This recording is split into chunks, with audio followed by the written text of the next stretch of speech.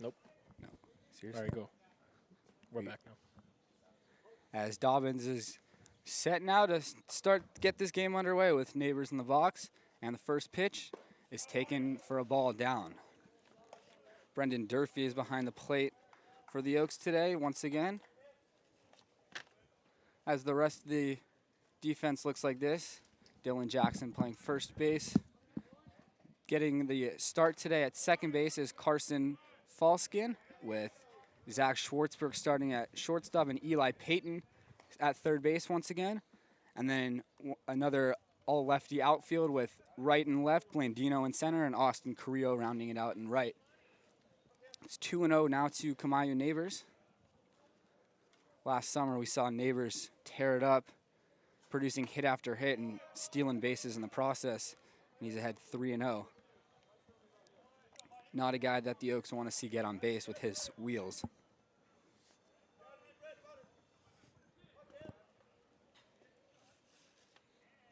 And 3-0 from Dobyns. Misses 4-pitch walk to start the ball game.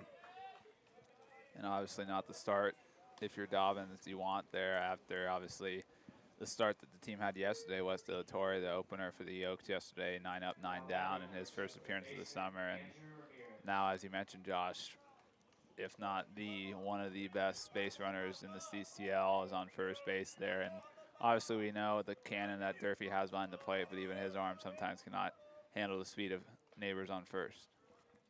It'll all depend on how Dobyns is to home as he fires in a first pitch strike there.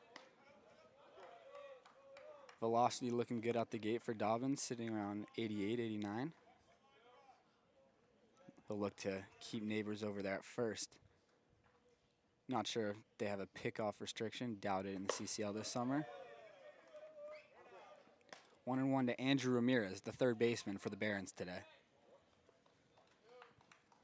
Umpire just waved to the on-deck batter to get in the on-deck circle. Yeah. He was too close for comfort for him. Yeah, 2 feet to the right, I guess. Dobyns 1-1 is hit sharply to second. On to short for one, on to first, the double play. Dobyns erases the leadoff walk quickly, as it was a nice turn by Falkson to Schwartzberg for 2.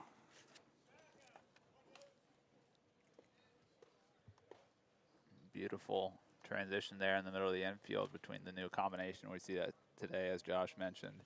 Both Schwartzberg and Falsken get in their first starts of the summer. Both obviously came off the bench yesterday, for those of you who tuned in, but nice quick turn right there for the two of them. And that's great for a pitcher to get his confidence up, knowing he's the defense behind him. Is a quick first pitch ground ball to shortstop. Easy play there for Zach Schwartzberg. And Kyle Dobyns faces the minimum in the first inning on just 8 pitches. And we head to the bottom of the first inning with Carrillo, Schwartzberg, and the rest of the Oaks lineup coming up.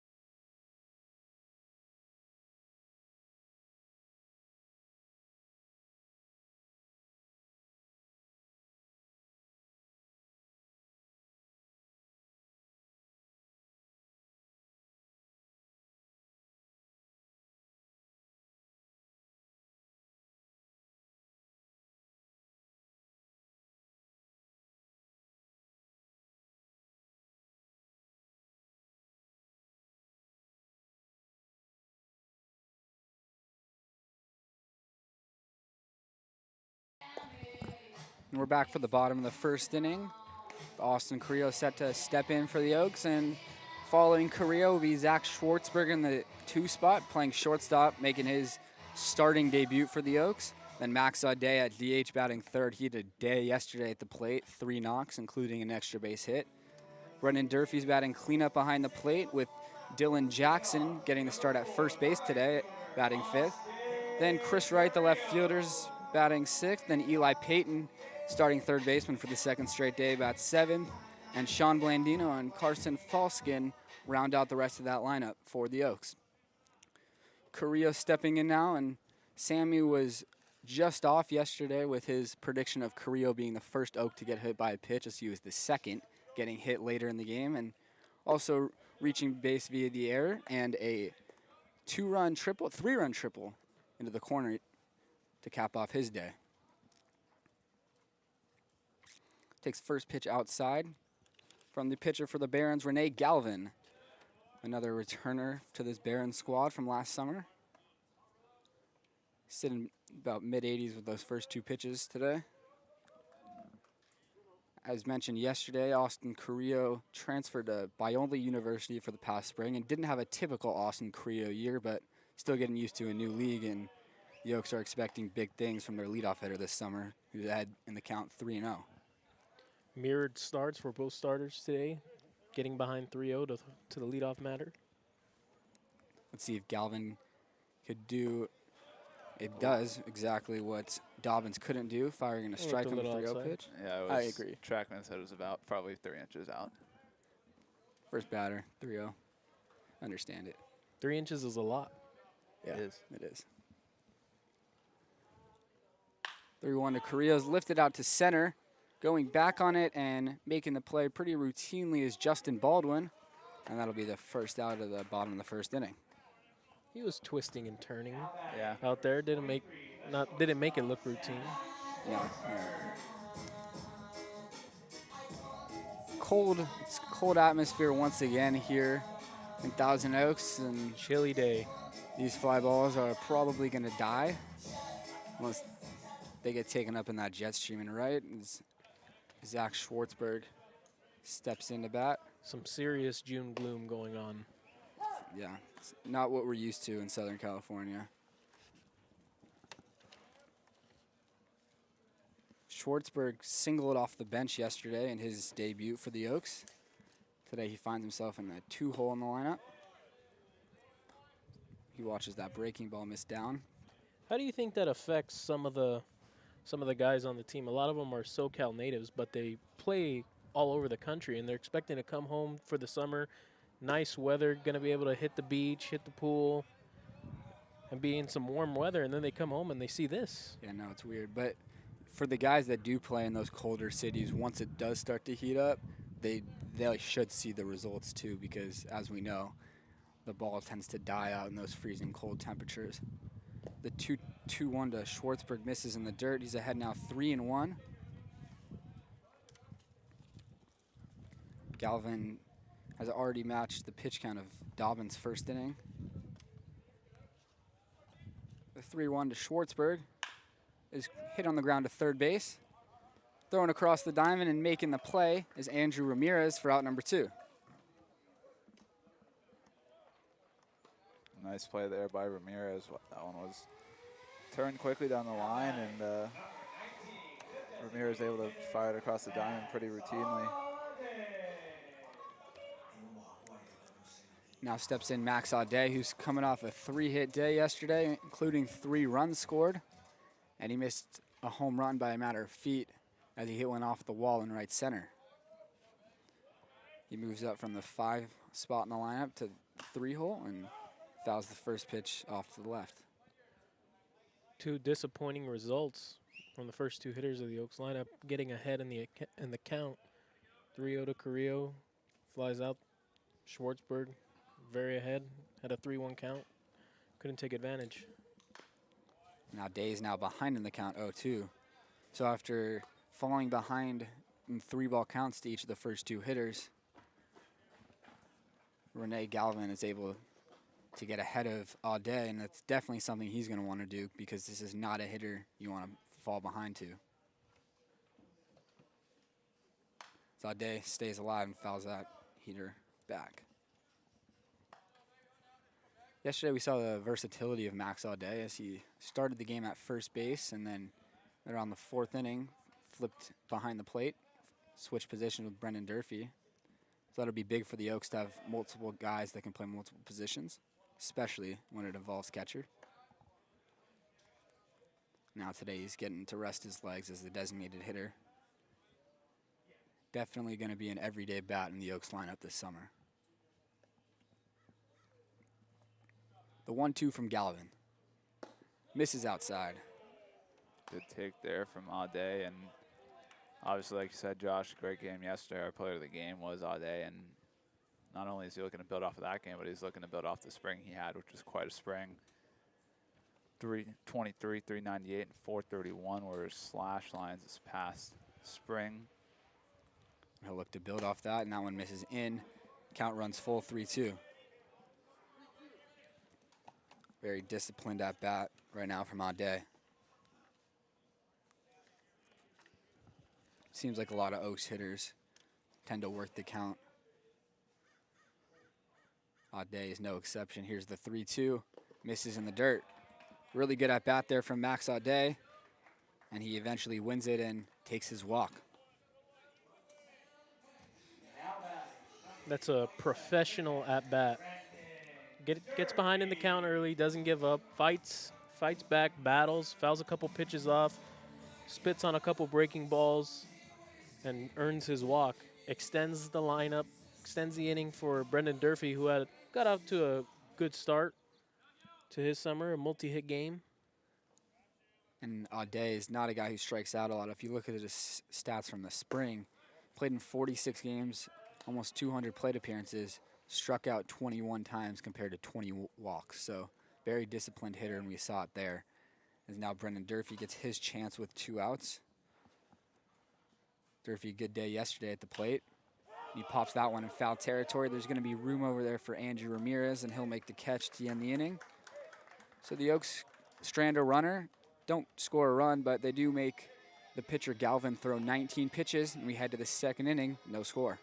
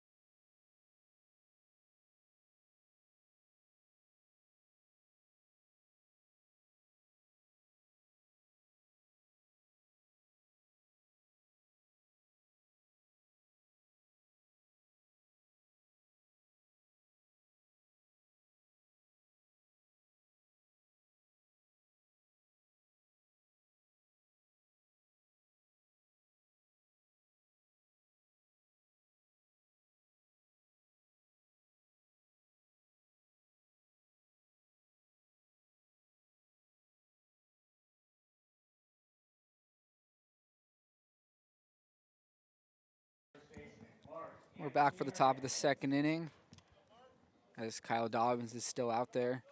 Just 8 pitches in the first. Even after the 4-pitch walk to Kamayo Neighbors, that was erased with a double play, and then a 1-pitch ground out to Schwartzberg at shortstop.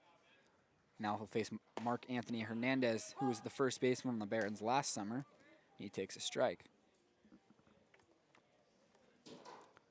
Yesterday we did get a tip from Coach Solis ahead of time that Wes De La Torre was looking at 2 to 3 innings, but today, not sure if we've heard anything about Kyle Dobyns. So we'll be curious to see how many innings he's available for today. And since it's still the first weekend for the Oaks, I'm sure Coach Solis wants to get as many guys looked at as he can before we get into the swing of things here. The 0-2 is jam shot foul. Yeah, and Josh, as you mentioned, a lot of innings this past spring for Dobyns, the second most of the pitchers available for the Oaks this summer. The only guy ahead of him, recorded one more out was Danny Vilos, who will be joining the team later on. But we'll see what the limit is for Dobyns, see if with him having built up so much this spring, if he just has a lot of length today. Even if he does have that length, even if he's able to provide that length, Coach Talise might not let him, just, you know, wanting to get other guys work. Still ahead 0-2 on Hernandez, who's fouled off a couple of breaking balls. Here's the 0-2, and it's rolled fair down the third base line.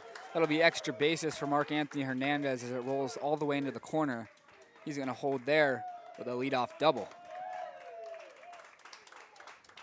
And that one was as close to a fair ball as it could be. Just hugged the line, just got over the bag. A good piece of hitting there from Mark Anthony Hernandez. And we do have a list of guys available today to pitch for the Oaks, and there's a list of 8 of them on here. Oh, wow. And so we'll see how many of those guys are actually used today. Yeah, yesterday we know there were 7 guys available, and they only ended up using 3 or 4. In steps Alonzo Zuniga, another returner from the Barons. That one misses upstairs, and Brendan Durfee looks like he got crossed up on that one, so he's going to go out to the mound and have a quick conversation with Dobyns. Zuniga's the catcher for the Barons, as he was last year. The Oaks will travel to Compton to take on the Academy Barons tomorrow. So the teams will get familiar with each other this weekend. Hernandez is looking for a productive out in this situation. Dobyns fires it past him. Was ruled a foul ball, foul tip.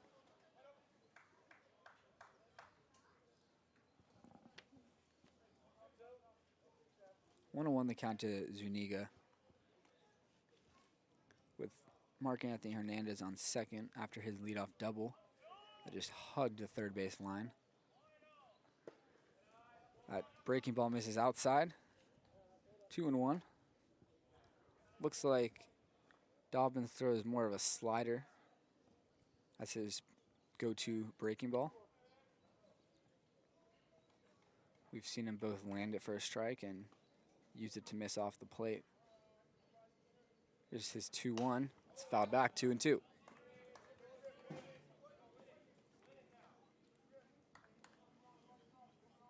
Dobyns is a big boy out there on the mound. 6'6", 240. Long stride coming at you. So his 89 probably feels a little bit harder with his extension. Here's the 2-2. And just staying alive is Zuniga. Great pitch there from Dobyns.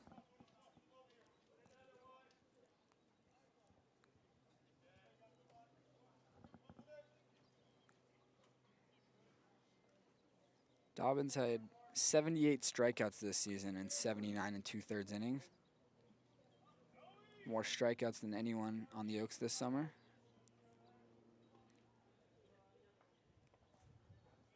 It's 2-2. Oh. Gets Zuniga to chase. Durfee throws to first, and holding at second is Mark Anthony Hernandez. And that's the first strikeout of this season for Kyle Dobyns.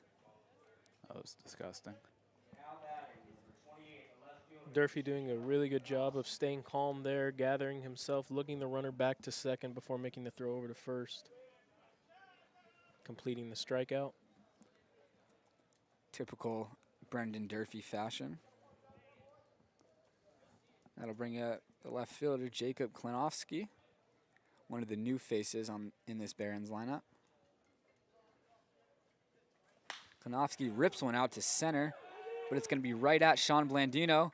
And tagging and heading to third is Hernandez. The throw is not in time as it gets by, and Dobyns is right there in perfect position to back it up. 2 away.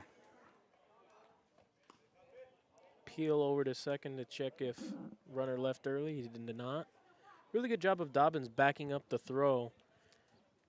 Eli Paton was definitely a big fan of that, and I'll tell you that Coach Solis is going to be a big fan of that as well. Yeah, I feel like it's quite the rarity where you see that the pitcher backing up is actually in the right spot to make a play on those overthrows. And that was a tough one for Blandino, who has quite the arm in the outfield, but he kind of had to throw off his back foot there and unable to make an accurate throw on the cut with Schwartzberg. Otherwise, it would have been pretty close there at third. As Aaron Greenfield swings through that one. Yeah, so often we see pitchers freeze in that situation and just stand there and watch the play and become spectators. Or, like Austin said, they'll get in position, but just in the wrong spot. But that time, Dobyns was there to back it up perfectly and save a run. Misses inside. 1-1 to Aaron Greenfield, another returning Barron player. Similar to the Oaks, they bring back a lot of players to this starting lineup. For the Oaks, it is more so the rotation where we see a lot of returning arms. Another slider from Dobyns that misses. He's got some really nice bite on that pitch. He's already gotten Zuniga to chase in the dirt.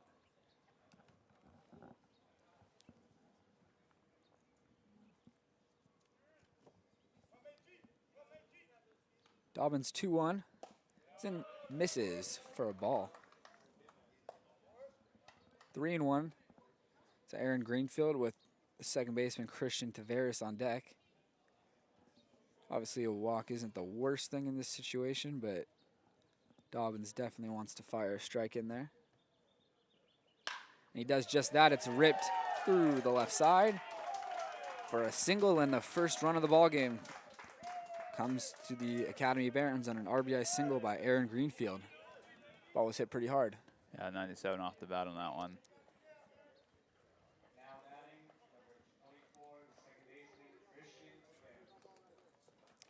Aaron Greenfield gets the Barons on the board off Kyle Dobyns. And that tag up from Hernandez proven costly, as there could have been a play at the plate there had he stayed at second. That's good heads up base runner. Ball was hit so hard that by the time Paton had dove to the ground, ball was already under his glove, got past him. 97 off the bat is the hardest hit ball we've seen in 2 days, I think. It takes some elite reaction time to be able to stop those. Most third basemen at this level, if you give them a chance to dive, they'll be able to make the stop, get the ball in the glove. But it's that reaction time that really separates the good from the very good. And that's what makes MLB third basemen so elite and so otherworldly, because they're getting balls hit over 100 miles per hour at them, and they're able to react. 2-0 from Dobyns, misses, falls behind Taveras, 3-0. And the 9 spot is Justin Baldwin. He's waiting on deck, the center fielder. Dobyns looking a little shaky out of the gate. Got helped out with a double play in the first inning after a leadoff walk. Fires a strike in there. Looks like the 2-out hit shook him up a little bit, but hopefully he puts his head down and finishes off this inning strong. He's thrown 20 pitches in this inning. There goes the runner, and the pitch is fouled back. 3-2. And then he'll be getting a head start after this pitch too. The infield will stay home here with Greenfield running. Dobyns just has to focus on the batter. Not even holding him on, as playing behind him. 3-2. It's fouled away. Good win at the plate there from Taveras. That fastball was spotted well in the outside corner. It'll be another payoff pitch.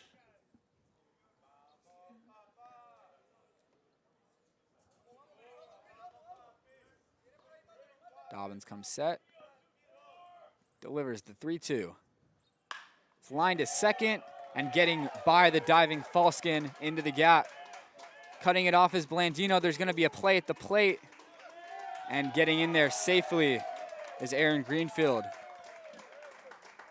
Scoring from first on a single off the bat of Christian Tavares, and the Barons score a couple runs here with 2 outs. It was a great at-bat there from Tavares. Fought off a couple pitches. Was 3-0, and then Dobyns fired a strike back, and then fouled one off, fouled another off, and then shoots one right over the head of a leaping effort there at second from Falsken as it's just out of the reach of his glove. And Blandino did a good job of cutting it off, but Greenfield was flying around the bases and was in there safely. Well, with the 3-2 count, sometimes you'll see the first baseman still keep the runner on, but Jackson chose not to. And the runner was able to get a monstrous lead, really a running start out of the gate. And he was already on second by the time the ball was over the second baseman's head, and he had a full head of steam and scored pretty easily. Yeah.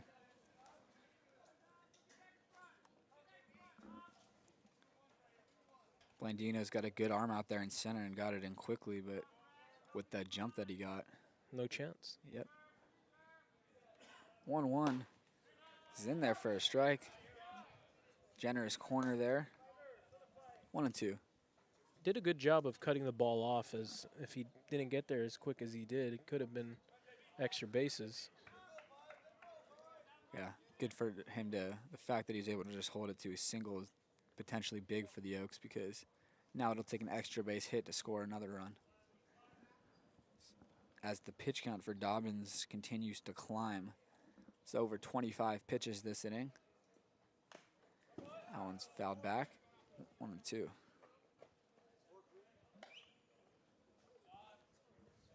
Some pretty healthy leads for the base runners for the Barons so far in this ball game. See if the Oaks pick up on that and try to make an attempt over.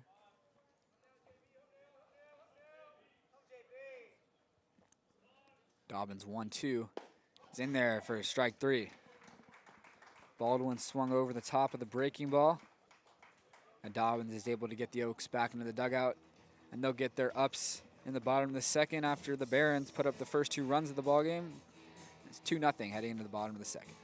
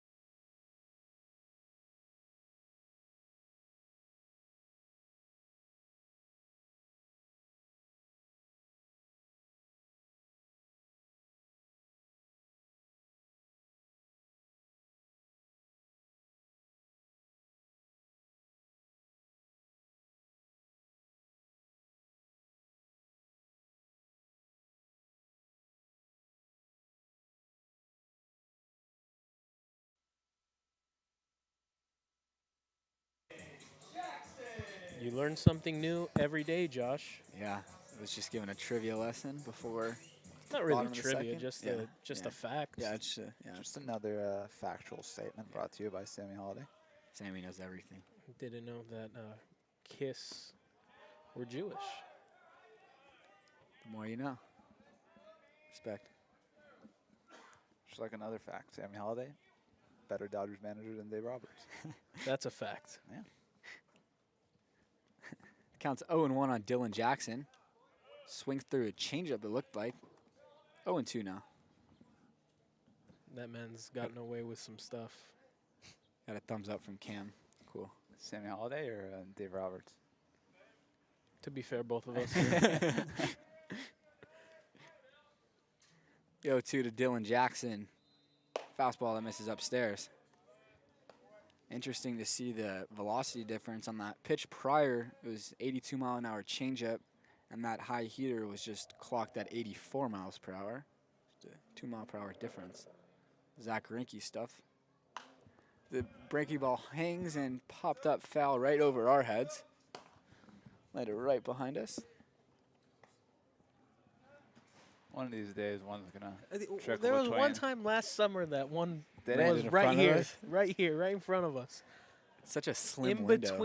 between the roof and the netting. See if it happens this summer. That one misses away. Good spot, good take all around from Jackson. Counts now even at 2-2. Jackson starting at first base today after being the designated hitter in yesterday's contest, and he walked and scored a couple of times. And that looping breaking ball is in there for a called strike 3. The first time that we've really seen a curveball that slow from Galvan today. Absolutely fooled Jackson there. Thought that ball was going to hit him. Turned away from the pitch, and he saw where it ended up, and he just put his head down and went back to the dugout. When the hitter puts his head down and starts to walk back, that makes the call for the umpire a lot easier. Oh, Wright takes a breaking ball in there for a strike. We saw Chris Wright get the start in left field yesterday as well as today, and he made a stellar catch out there, laying out for a ball that he was just able to get to. Coming in from Sonoma State, I should say. Had a solid season, a 277 average and slugged over 450. Part of the trio of all lefty outfielders for the Oaks today. And as Austin was talking about yesterday, the Oaks with a pretty large class of left-handed hitters compared to previous years.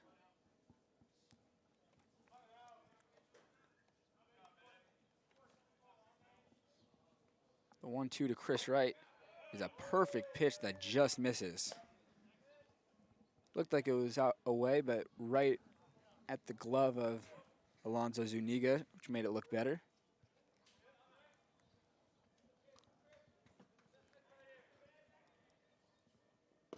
And it's the exact same spot. Consistency from the home plate umpires. He rules that one a ball as well. Count runs full. Yeah, and Josh, as you were saying, a lot of lefties in this on this roster this summer. Again today, 6 of the 9 hitters to start this day are lefty hitters. See if that trend continues throughout the summer. As Wright hits the 3-2 pitch over to second base. Routine play over there by Christian Taveras for out number 2.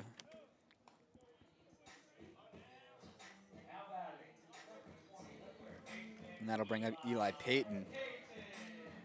Payton's getting a second straight start at third base. Position which he mans at GCU, and he roams that side of the infield with a potential top 5 draft pick in this year's MLB draft, Jacob Wilson. So he's gotten a lot of hands-on and experience and connections with Wilson, who's a stud shortstop for GCU. Son of former MLB player Jack Wilson. Also part of the coaching staff there at GCU, so could say that Eli Payton's got some good people talking in his ears defensively.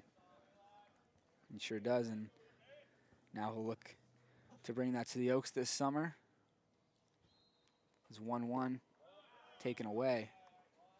Who would have thought? Top 5 draft pick out of GCU.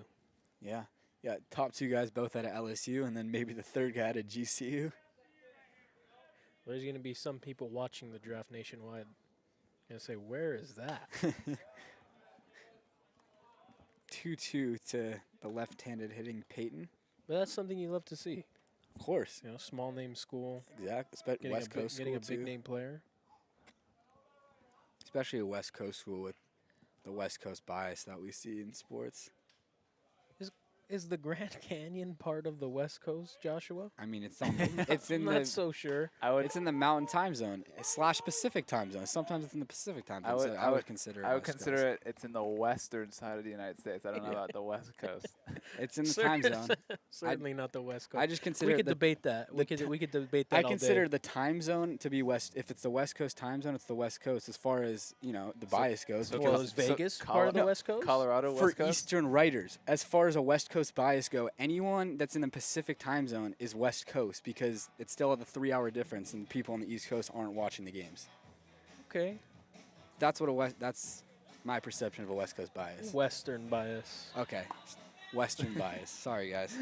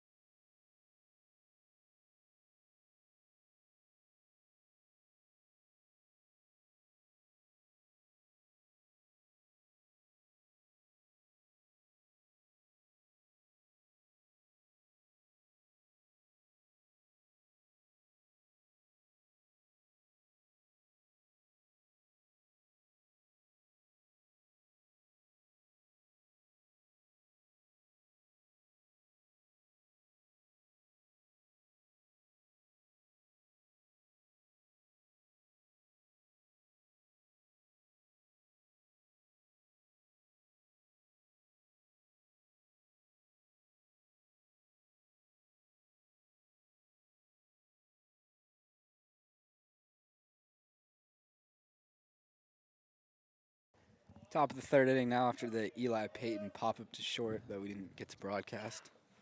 We had more important things going on. Kyle Dobyns is back out there for his third inning of work. Healthy debates. Yeah, Sammy just further educating Josh today. I don't know about that. It was just a debate. Dobyns is already... I don't know if we can agree to disagree about the Grand Canyon being part of the West Coast. It's rolled over to factually incorrect. Second. Oh. It was not for my argument. It wasn't incorrect. Okay. Neighbors grounds out to second. It was close. Dylan Jackson had to lunge for that one. Almost brought his foot off the bag. Yeah. Did a good job of keeping his foot on. It's the second time through the lineup now for Dobyns as he gets Neighbors to roll over.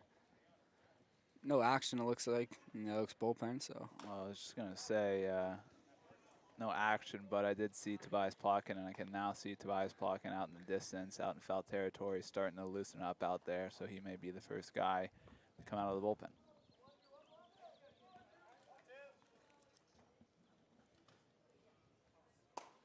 Dobyns 0-1 misses upstairs. Counts even up at 1 to Andrew Ramirez, today's third baseman. He grounded into a double play his first time up. Hit the ball hard, but it was right at Falsken, the second baseman, who was able to turn a pretty routine double play. There's some chin music.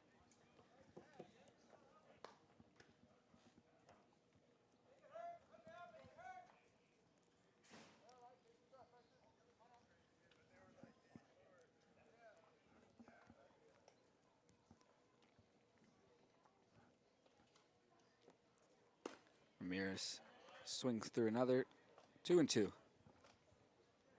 Dobyns has still been able to stay consistent with his velocity from the first inning till now, still living in the high 80s. So that bodes well for him working late into ball games, even if it's not today. As that one's popped into shallow left field. Easy play for Chris Wright. Comes in and makes the catch for out number 2.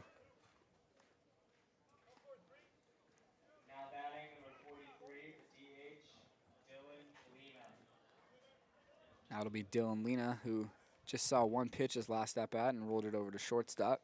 Yo, we didn't even get to acknowledge the absolute lettuce. We did on not. this man's I was head. just about to say that, yeah. Full head of hair.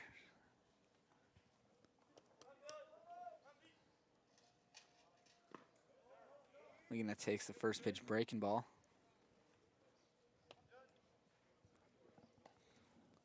Durfee caught some dirt in his eye.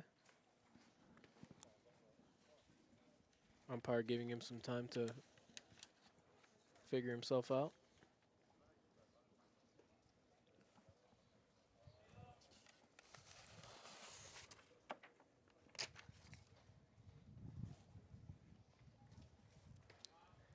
Lena from Golden West College. Middle infielder. He's DHing today. That one's rolled over to shortstop. Easy play for Schwartzberg, who fires across the diamond. And there's a quick 1-2-3 inning, much needed for Kyle Dobyns. After giving up a pair in the second inning, he's able to retire the side in the third on just 9 pitches. And we'll see if he trots back out there for the fourth inning. We head to the bottom of the third. Oaks needing to get on the board.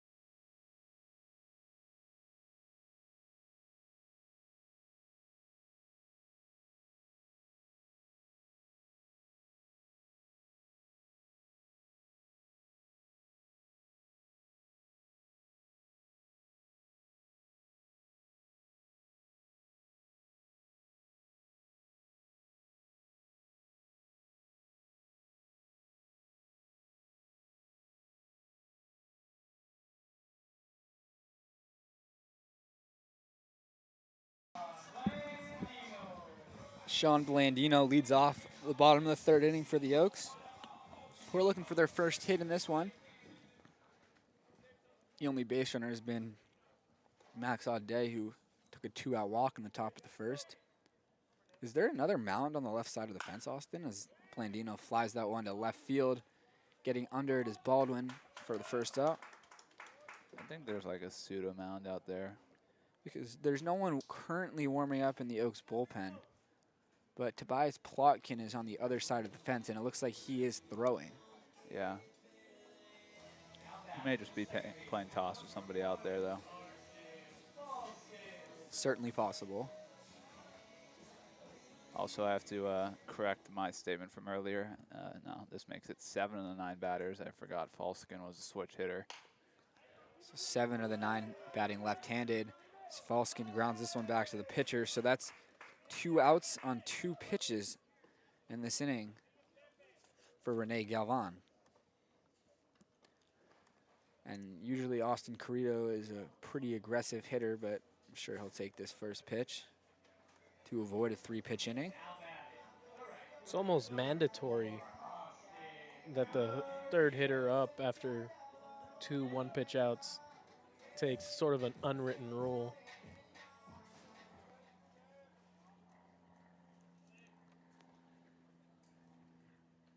And Carrillo does just that, and it misses inside. Oh, did it? I thought it was. I thought it was. Looked I thought good it was a from strike here. too, Sammy. Yeah, no, I agree. The 1-0 to Carrillo. Misses outside, 2-0. 2 outs on 2 pitches, and now Galvan is behind in the count, 2-0 to Carrillo.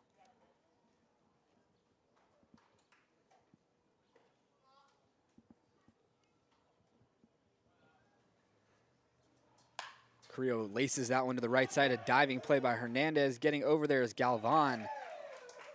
And that's the 3rd out of the inning. Quick, very quick 1-2-3 inning for the Oaks. We get retired on just 5 pitches. And they are hitless through 3 as we head to the 4th. And Dobyns is heading back out for his 4th inning work.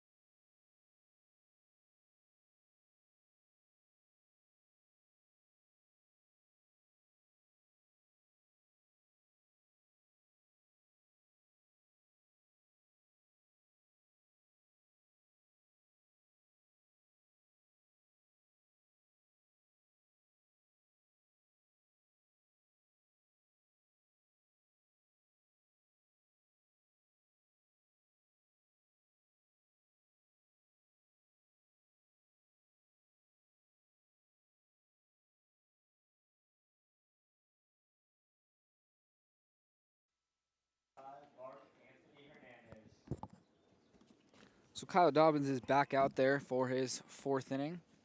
And there's nobody currently warming up in the Oaks bullpen. So it looks like this is his inning to finish. We'll see where they go from there. His first pitch is in there for a strike, and the velocity is still there for Dobyns. Threw his first pitch at 88 and still at 88 on that one.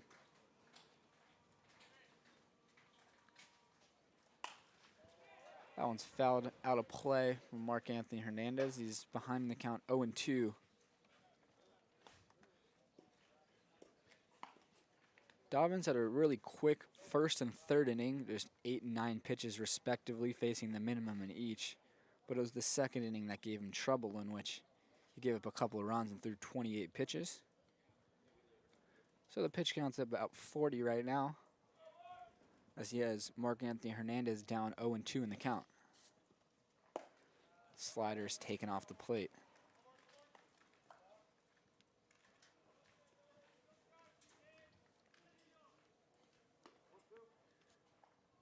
Dobyns clearly had a good enough year to get recognized, as he's making the jump from Grossmount College to Hawaii, a D1 program.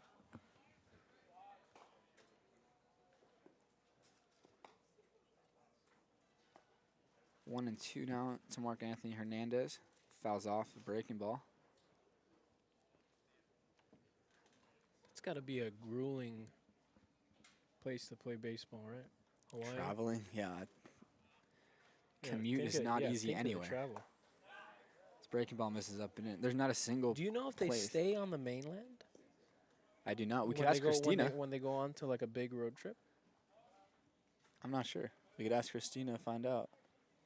I'm sure I she. think they do, right? Yeah. I'm sorry, my headset was off, so I don't know what We're not gonna repeat what we just said. That one's driven out to left center. Blandino on the run, a long run, and he gets there to make the catch. Hernandez was looking for his 2nd extra base hit of the ball game, but Blandino tracks it down.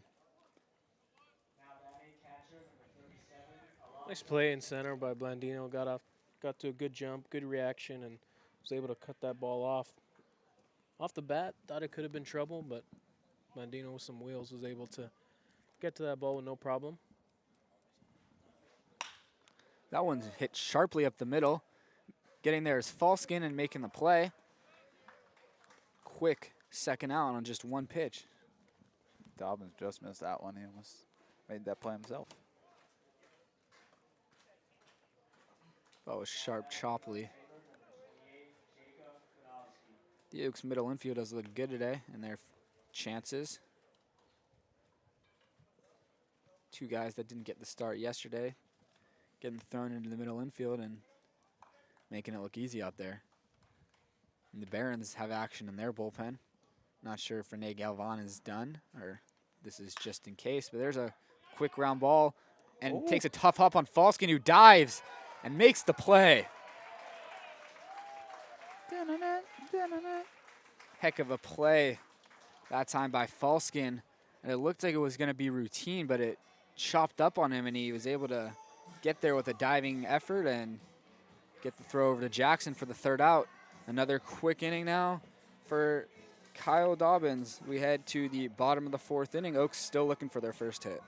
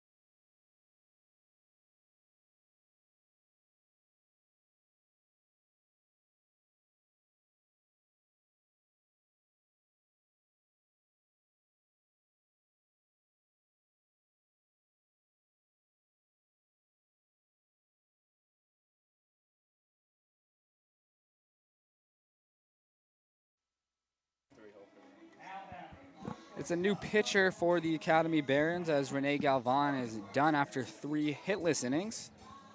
He will be replaced by the left-hander Julian Barenti from Compton College.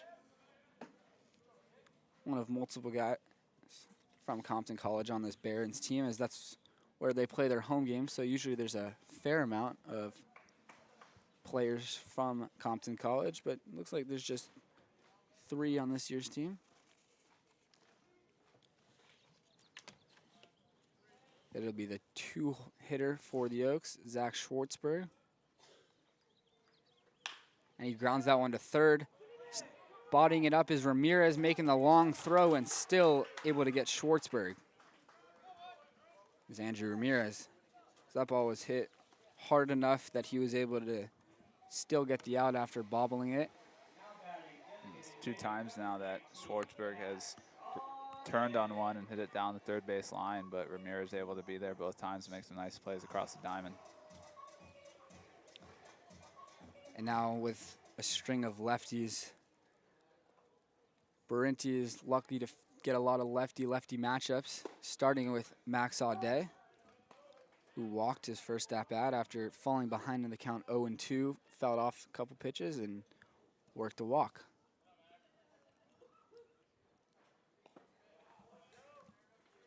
Aude's had some very good plate appearances in his 2 days, a day and a half with the Oaks. Today's designated hitter. Chops that one to first. Hernandez makes the play. Cuts it off before it takes that second bounce. 2 up, 2 down for the Oaks in the 4th. He had some great defensive awareness over there at first from Anthony Hernandez. As you mentioned, Josh, he got there just before it took the big chop, and that one probably would have snuck past him if he didn't meet that one early. What a difference a day makes. 24 hours ago, the Oaks were double-digit runs. Quiet today, still looking for the first hit. Durf fouls that one back. He popped up on the infield in foul territory his last time up. Yeah, this time yesterday, Sammy, with the Oaks have 9 runs by this point in the 4th. It was close, yeah. It was close to double digits. Of course, ended with 12. And there's the first hit of the ball game for the Oaks as Brendan Durfee takes that breaking ball to right field. All you got to do is talk about it, huh? Such a good swing right there. Simple and easy. Lefty breaking ball breaking away from him, and he was able to stay on it enough to rip it to right field for a knock. I'm curious if Dobyns is going to come out whenever the top of the 5th happens. Paton is back in the dugout. He is standing. Don't know if he's ready to come out or if he's just standing watching now.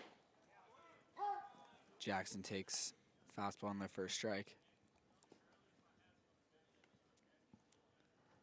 He was a strikeout victim his last at-bat. Went down looking on a curveball.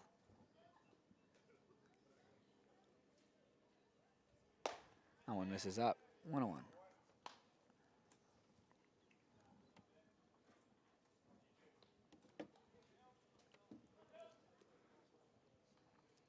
Jackson was the designated hitter in yesterday's game, and today he gets to play the field at first base, flipping roles with Max Aude as the throw over to first nearly sails over the head of Hernandez, but he's able to make the catch. Thought that foul territory down the right field line. Any errant pickoff throw, the runner can get from first to third. Saw that quite a few times last season. 1-1 to Jackson. It's in there for a strike. 1-2. A guy like Kamayu Neighbors can probably go first to home if that one really trickles down the line.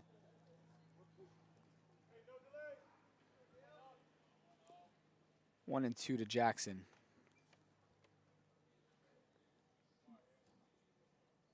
Breaking ball crushed deep to left field. That's long gone. Dylan Jackson hits one right through the wind and gets it out of here to even up the score at 2. How about that? Dylan Jackson, a guy who redshirted this past spring at Cal Poly Pomona, faces some collegiate pitching, and just like that, he makes a statement for himself as he crushes one out to left field. As we mentioned, you know, sometimes it's hard to turn on balls and hit them out to left here at Sparky Anderson Field, but this spring, Cal hitters put quite a few over that left field wall, and maybe there's just a little change in the wind path. Dylan Jackson crushed that one out to left there. 101 off the bat, thanks to Cameron Deck, who let us know that. And in steps Chris Wright with a brand new ball game. The Oaks were hitless through 3 2/3, and then a Brendan Durfee single and a Dylan Jackson 2-run home run evens up the game at 2. Soon as someone on the broadcast started talking about all the runs that were scored yesterday, a couple of runs come across the plate. Huh? Good job, Sammy. Manifested to happen. As Chris Wright flies out to right field to end the inning, but not before the Oaks even up the score. And it looks like Kyle Dobyns will head out for the 5th inning in a 2-2 ball game.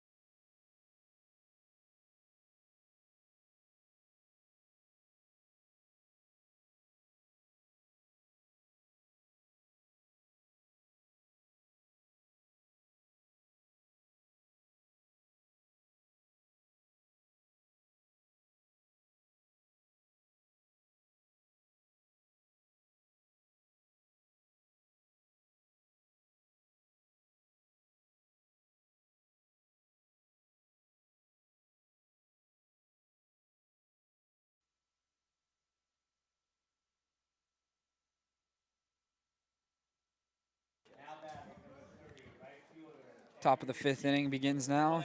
7, 8, 9 in the Barons lineup. Aaron Greenfield will lead things off. And he had the first RBI of the ball game as he drove in Mark Anthony Hernandez with a single. He takes a strike from Kyle Dobyns, who's back out there for the 5th inning today. And Greenfield, I just noticed, kind of has that like Mike Napoli type start to his stance, where the bat's straight over the top of his head, high elbow. Takes a high ball from Dobyns. Mike Napoli. What a player Mike Napoli was. Angels legend. Really? Angels legend? Yeah, I don't know. How about that? I don't know if that's the first team that come to mind. I went to a lot of Angel games growing up, so I just remember it was Sorry. him as the catcher. Sorry you had to go through that. They Must have been a traumatic They childhood. actually won many of those games, surprisingly. You got to see a lot of Sean Figgins and Sean- Eric Ibar. Eric Ibar, And you yeah. got to see the GOAT Soch. That's a diving play from Schwartzberg, but no chance to get Greenfield there, who runs well.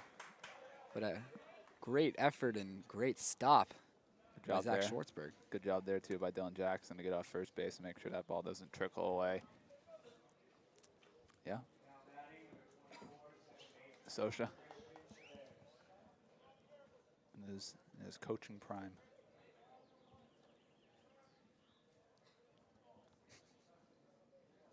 Christian. I think the prime was around 2002, right? Yeah, that's probably the prime. The bunt is shown from Christian Tavares and misses. He's 1 for 1 today with a single. Greenfield is now 2 for 2. Paton's up on the grass expecting Tavares to show again. Still no action in the Oaks bullpen. That one misses away. Legendary Angels team, World Series champions, 2002. Yeah. Made sure that Barry Bonds didn't win a ring in his career. Yep. Erstad, Salmon, Eckstein. Troy Gloss, K-Rod. Oh. And that one is lifted out to right field. Going back is Carrillo, looking up, and it is gone.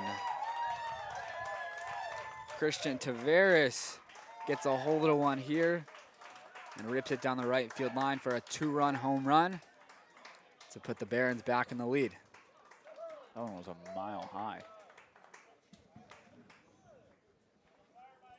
Home runs to that side of the field were homers that we're more accustomed to seeing last summer with the wind path here in Thousand Oaks. That 189 off the bat, projected distance of 365 feet. Cleared the wall by quite some distance down there on the right field line. Just got the perfect launching on that one. Dobyns comes back, and that one's chopped to first. It'll be a tough play. Dobyns gets over. He He's wasn't on the safe. bag. He didn't. Yeah, he missed the base as he tried to reach for it. It'll be an infield single for Justin Baldwin. And that'll prompt a mound visit from Coach David Solis. Now he's going to No, go he's talk gonna to the go first talk base to him. umpire. Okay, just kidding. I thought he came on. I don't think he got on the bag.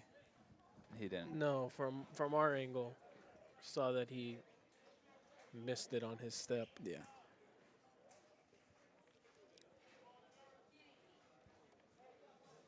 Just doing his due diligence.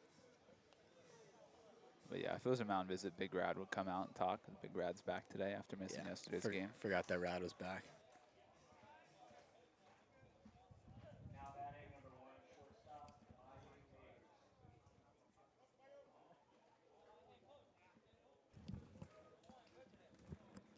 That'll bring up the top of the lineup once again.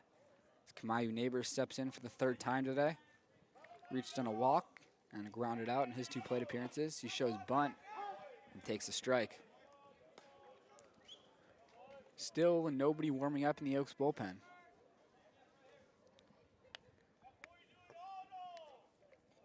Seems like they trust Dobyns for that length, and as Austin alluded to earlier, surely it's because of the amount of innings that he threw this spring. His Neighbors shows bunt again, takes this one downstairs.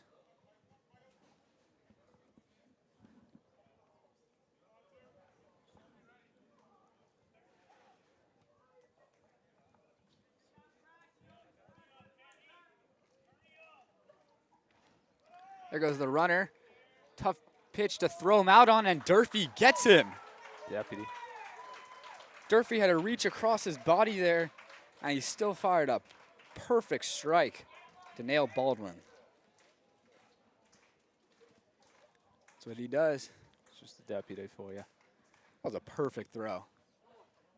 Big play by Durf to gun that runner down as Dobyns was looking for an out, and his catcher was able to help him out. Maybe this will get him back on track for this inning with no more damage. Certainly should be a confidence booster as well for Dobyns, knowing you can trust your catcher like that. He was set up away and had to reach in all the way across his body and still fired a seed down to second base. 3-1 to Neighbors, misses outside. So Brendan Durfee's arm strength might be put to the test again as one of the CCL's top stolen base men reaches first.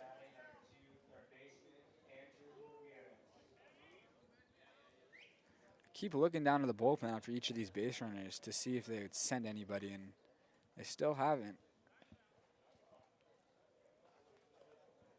Well, Zach Creighton and Tobias Plotkin just exited the dugout. Looks like they might go play some toss to start loosening up one of the 2 of them, or both of them.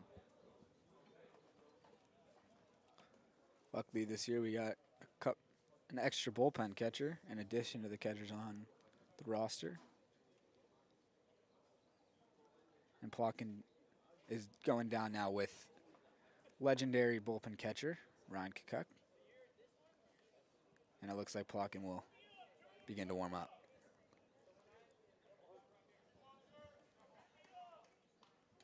Dobyns looking for a ground ball here to erase that one out walk. And he'll face the third baseman, Andrew Ramirez, who's 0 for 2 today with a double play and a fly out to left field. Obviously, Neighbors is a threat to steal. That one's chopped foul. Oh, comes back fair, actually. And on to second for one, over to first. And Jackson can't field it cleanly. Heads up play there by Brendan Durfee as that chopper to third hit the lip of the grass and ricocheted back into fair territory. So Durfee let his third baseman Peyton know to pick up the ball because the hitter wasn't running.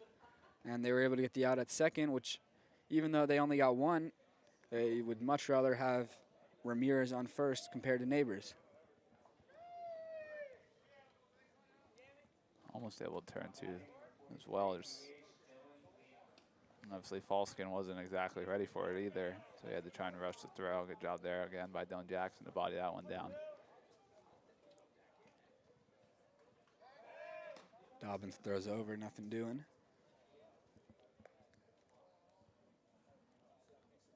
So be his last inning most likely, so he's looking to finish this strong. Bends a breaking ball in there, just misses. We may see a pinch hitter sometime soon. Aude DH just went back to the cages behind the dugout with his bat.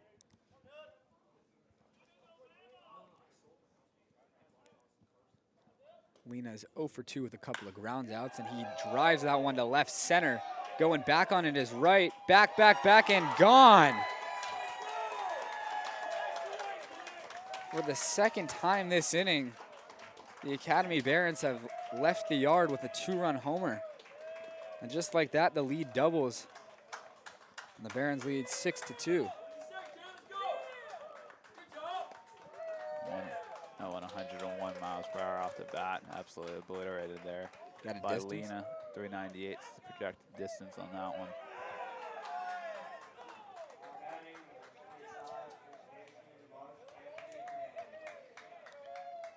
This game has really taken off on Kyle Dobyns and the Oaks. A couple of 2-run home runs, and the Oaks find themselves trailing by 4. One misses outside. Of course, we know with this lineup that picking up 4 additional runs isn't a huge task, but they certainly have their work cut out for them for the rest of this ballgame.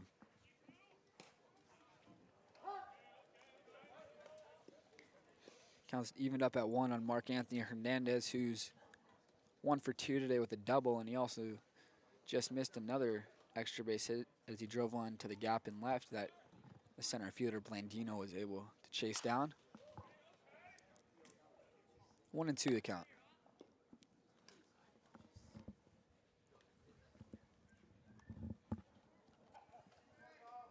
Dobyns' pitch count is climbing this inning. Nearing 20 pitches on the inning and nearing 70 for the ballgame, but he gets a ground ball to shortstop. Schwartzberg over to first. Dobyns is able to get out of the 5th inning, but not before the Barons pick up 4, and they lead in this one 6-2. We head to the bottom of the 5th.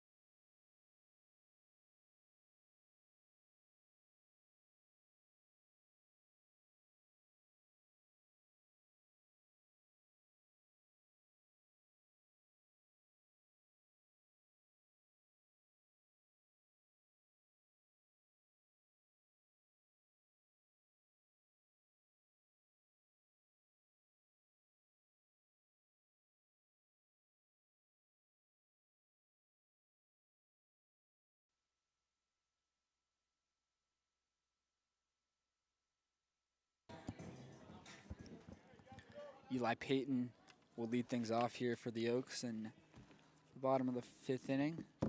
The Oaks now trail 6-2 in this one after the Barons put up a couple of 2-run homers in the top half of the 5th inning. And that'll do it most likely for Kyle Dobyns as Tobias Plotkin continues to throw in the Oaks bullpen.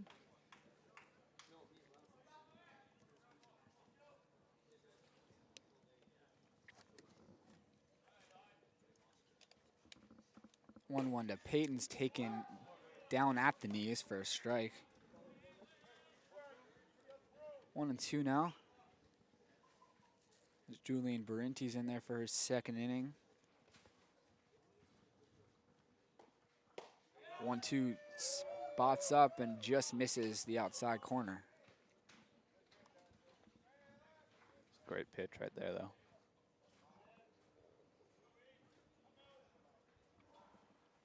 2-2's in the dirt. Peyton runs the count full. Popped up on the infield in his lone plate appearance today.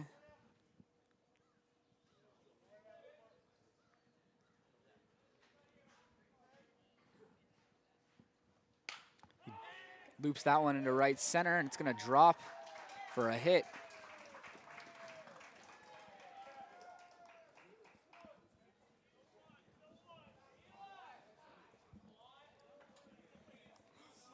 Wasn't the hardest hit ball there from Paton, but he hit it in the right spot.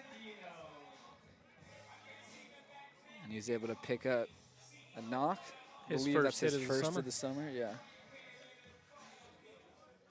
Off the schneid. That brings up Sean Blandino. He took a good hack his first time up and flew out to center. Once again hacking at the first pitch, and this time he fouls it. Swung at the first pitch in each of his first 2 plate appearances. Blandino's fly out to center made Baldwin go back a bit.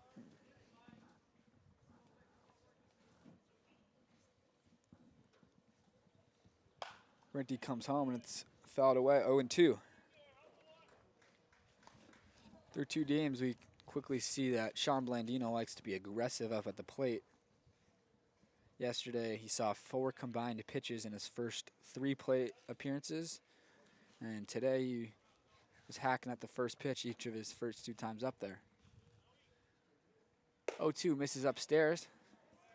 Yeah, I thought Blandino's 96-mile-per-hour single up the middle yesterday was going to hold its ground for a little while as one of the harder hit balls we've seen all summer, but we've already seen 3 balls hit harder today. All 3 of them leaving the yard. 1-2 to Blandino's fouled in foul territory on the left side. Ramirez goes over, dives into the wall and makes the catch. He gets up right away too. Broke the fence.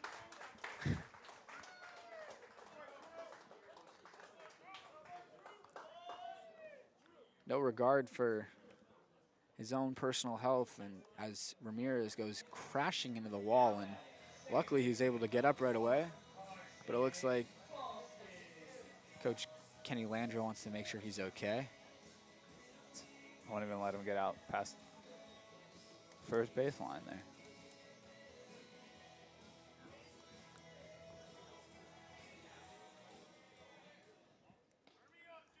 Looks like some players are investigating the fence damage right now, Austin. Yeah, Big Mike over there looking to kick the fence back into its place. That away? Yeah, I think he did it. Falsken, the switch hitter, takes a strike. Now he's batting from the right side after having his first plate appearance come from the left. One in which he grounded back to the pitcher.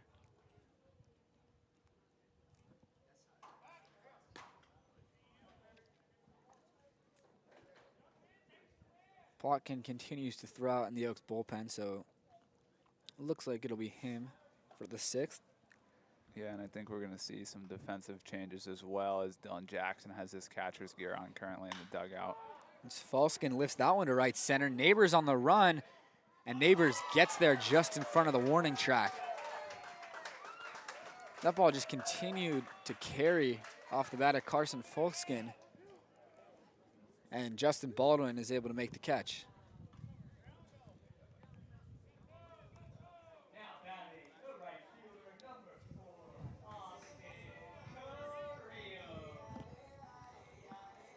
It was a really good swing by Falsken, just an unlucky outcome.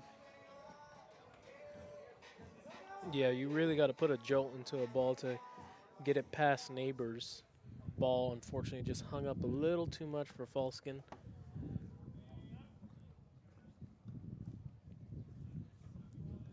And here's the top of the lineup now, Austin Carrillo. He shows bunt, pulls it back for a ball.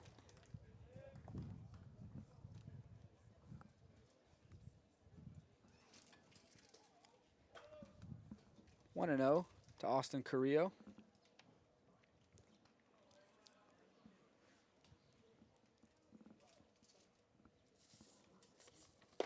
Carrillo takes a strike.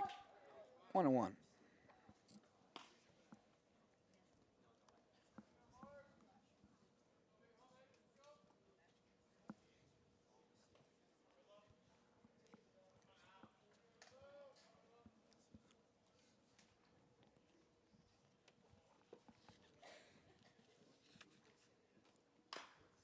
Carrillo chops that one off himself. 1-2.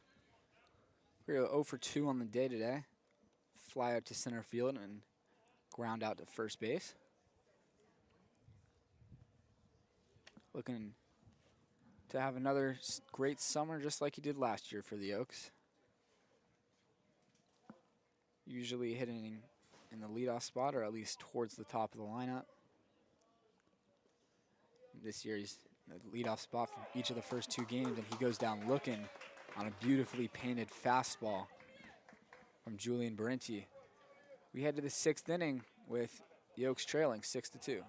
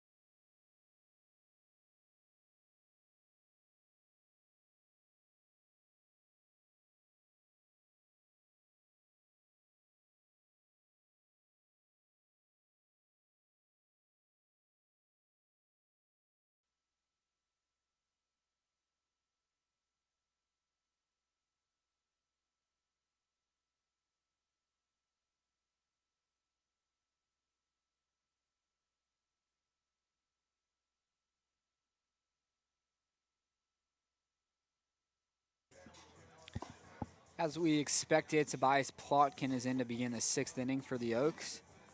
A returning Oak, not last summer, so it's his 2nd stint with the Oaks. Was here a couple of years ago and just finished off a stint at Glendale Community College, in which he had a strikeouts per 9 over 10 with 57 strikeouts in 49 innings.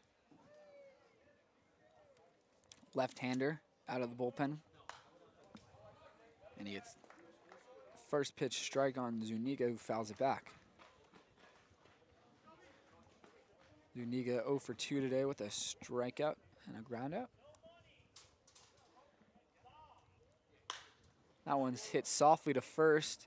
Eli Paton, the new first baseman, tosses to Plotkin for the first out, which alludes to the defensive changes that the Oaks made. So Zach Dode enters the game for Brendan Durfee.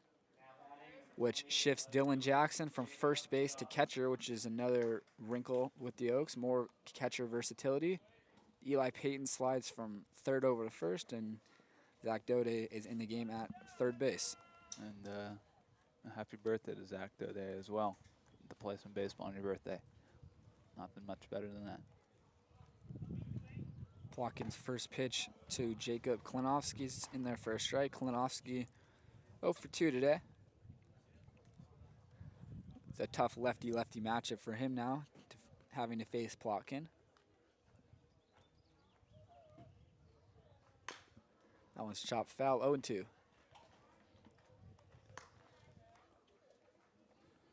Still haven't seen anyone hit 90 on the radar gun in these two games, but Plotkin's an 88-89.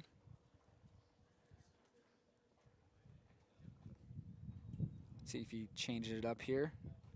And he does just that with a breaking ball and gets Klinowski looking. There's that high strikeouts per 9 you just mentioned. Come on, Falsken. I just heard groans everywhere. What just happened? Falsken's shot it over Dode's head and thrown it around the horn. Oh. All right, well, it's done for the day. No more of that. Would manager Sammy yank him out of the game for that? No, but you do that. And, all right, boys, let's just get it back to the pitcher now. That's tough, too, for Toby. That's the ball he just got a guy looking with, too, and just throwing away. Good point. Doesn't matter to him as he gets a quick out and a very quick 1-2-3 inning for Tobias Plotkin out of the bullpen. Just needed 8 pitches to get through that, and the Oaks will now look to put some more runs on the board as they trail 6-2 in the bottom of the 6th.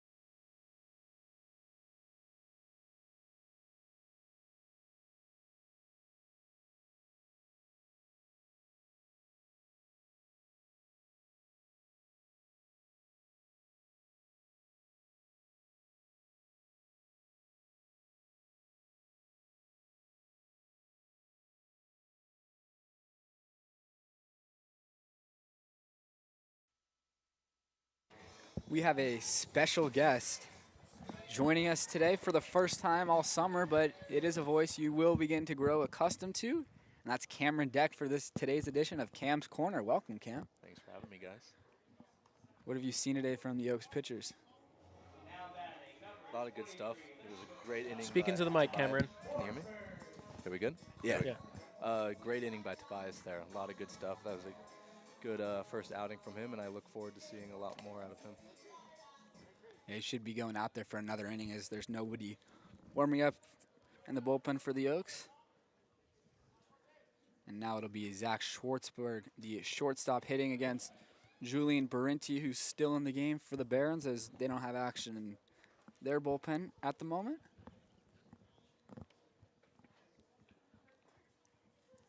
Schwartzberg is 0 for 2 today with a couple of ground outs. And he hits another one hard on the left side on the ground, and Neighbors bobbles this one. Schwartzberg reaches on an error. We're giving them an error, Cam. Yeah, that was an error. Hard hit ball, though. 90 off the bat. It does classify as a hard hit ball. Closer to your mouth. Right here? Bend it in. Right here? There you go. So Cam, it's, Trying to get Cam used to the microphone. Little mic struggle here. Cam, you think there's anything to the fact that last summer there were not very many home runs hit here at this ballpark, yet we've already had 3 in one game? You think there's anything to that? Just unlucky, lucky, or just the hitters are better? Are you a weather expert, Yeah, Cameron? exactly. Can you explain? Like, personally, it feels like it's not as windy as it was last year. It's not windy, but it is chilly. But I mean, this Barons team looks like they got a lot of new hitters. That 3-hole hitter for him. Yeah, he wasn't on the team last year. No, he wasn't on the team, and that was a bomb from him. So, be interesting to see what else they can do. So Cam, you got some new responsibilities this year. You want to tell the viewers? Yeah, CCL is getting, I guess, some more money. So now we are using Synergy here at Sparky Anderson Field. So the players, coaches, scouts, whoever can watch their at-bats after the game. Can you explain what Synergy is? Yeah. As Aude pops this one up, and that's going to be out on the transfer, so it will be a pop out from Aude. You're saying, Cam? Yeah, so Synergy, we set up 3 cameras, one behind center field, one behind home where we're at right here, and one on the first base side facing the right-hander batter's box. And after the game, we will upload all that video to the Synergy database, and players and coaches, like I said, they'll be able to log on and watch their at-bats and tweak anything if they like and see what they did. Fascinating stuff, Cam. Yeah. And as we've talked about, we have a lot of lefties on this Oak squad, so because of that, that makes Cam's job a little bit more difficult. Yeah, we're working on getting a camera down for the third base side. Should be coming in any day now. Make sure of that, Cam. Yeah. Do you know if this will be at other ballparks around the CCL, Cameron? It should be, is what I've been told. I was told that I only have to use it here. I don't bring it on the road or anything. So I think other ballparks will have their own setup. It's a pretty big addition. Yeah, massive. Because other than before that, the best angle for the players to get video was just the live stream? The live stream, yeah. Yeah. There's no other video unless their parents were taking video of them in the stands. Yeah. Definitely big for scouts, too. Oh, yeah. I'm sure with the draft coming up also. Zach Dobyns gets his first plate appearance of the day, and Schwartzberg steals on the perfect pitch as Barenti misses in the dirt, and Schwartzberg's able to get in the second easily. 2-1 to Zach Dobyns, who didn't get the start today and just entered in the top of the 6th after going 0 for at the plate in yesterday's contest. Still looking for his first hit of the summer after hitting a blistering, 390 last year? Wow. Be a mound visit between Barenti and Zuniga. Still no action in the Barons bullpen, but they got some guys down there.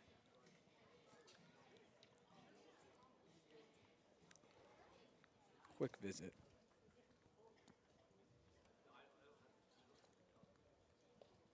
Dobyns looking to just keep the line moving. It's a 2-run homer right here. Still, we'll see the Oaks trailing. Just want to keep getting as many base runners as they can this inning. Dobyns takes a strike at the knees. A little low on that one, says TrackMan.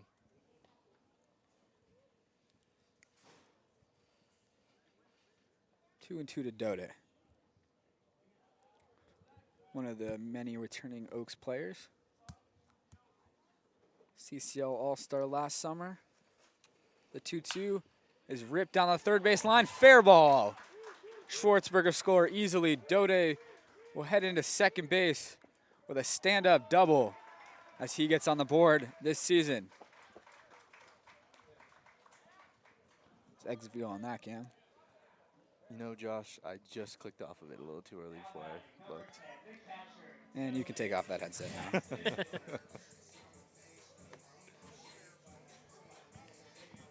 That'll bring up Dylan Jackson, who started today at first base, but moved over behind the plate this past inning. Cam, don't you like that the Oaks have so many guys that can catch and play in the field? I love it. Yeah. Nothing makes me happier than that.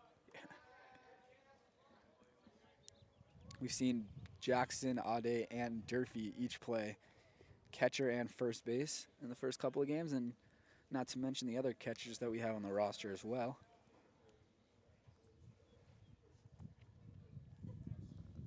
Barenti fires home as Jackson turns that one foul. And coming off a home run in his last plate appearance. We know he has the pop to get one out of here. Just turns on that one too much.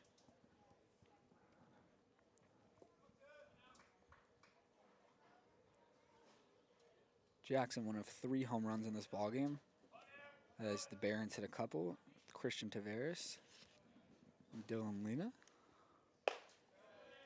That one's taken upstairs. Fastball velocity starting to dwindle a bit for Barinti. Started at mid to high 80s, and now he's about low to mid 80s. This is his 3rd inning of work. The 1-1 to Dylan Jackson. It's taken for a ball. 2-1. It's definitely outside according to the TrackMan. Yeah, good call.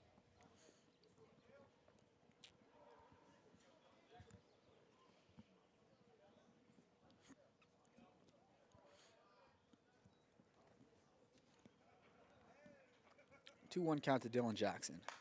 Fouls that one straight back at us. 2-2.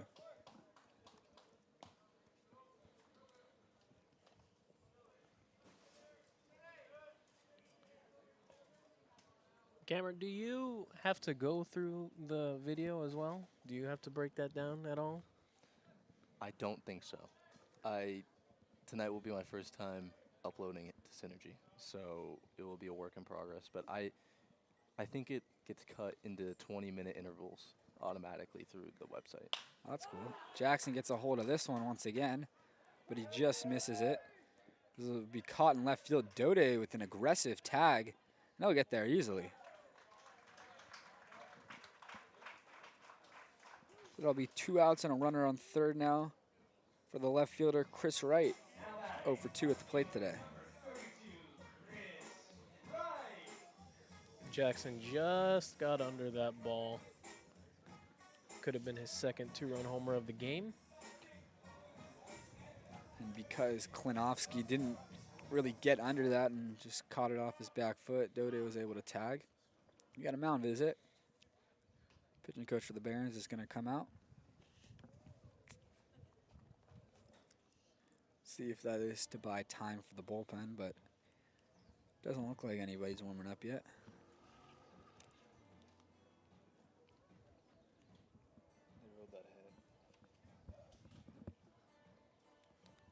We just got word that the official scorer gave Zach Schwartzberg a hit on his ground ball earlier in the inning. So that'll be an earned run going against Barinti instead of an unearned run, and that'll get Schwartzberg a knock. Ball was deep in the 5-6 hole. Neighbors had to range a pretty good amount to his left. So you can see how someone could rule that a hit. Yeah. Tough lefty-lefty matchup now for Chris Wright, who's looking for a 2-out RBI. Zach Aude just 90 feet away. Haven't seen too many balls get by Zuniga, but of course the wild pitch is always in play in this situation. And there's one in the dirt that Zuniga is able to body up easily.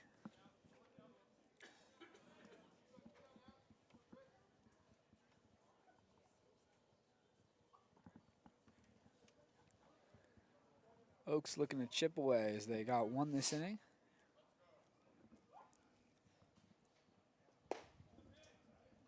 It's taken outside from right, 2-1.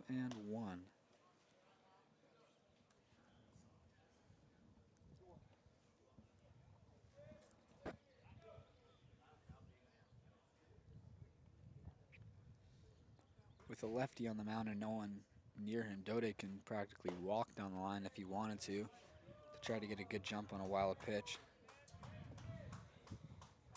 But Wright's now ahead in the count, 3-1.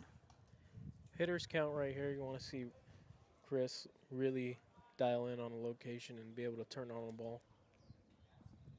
And he takes downstairs. The tying run will come to the plate for the Oaks in the form of Eli Paton, with runners at the corners and 2 away. And that should prompt some action in the Barons bullpen. I'd be surprised if it doesn't. Yeah, it's surprising no one's up and throwing right now. Cam, would you take him out in this situation? Or? Probably not this situation. I like the lefty-lefty matchup, but I would definitely be getting someone hot. You don't want things to go downhill from here if you're the Barons. Yeah, not only is this a lefty-lefty matchup, you got a lefty on deck as well. Yeah, exactly.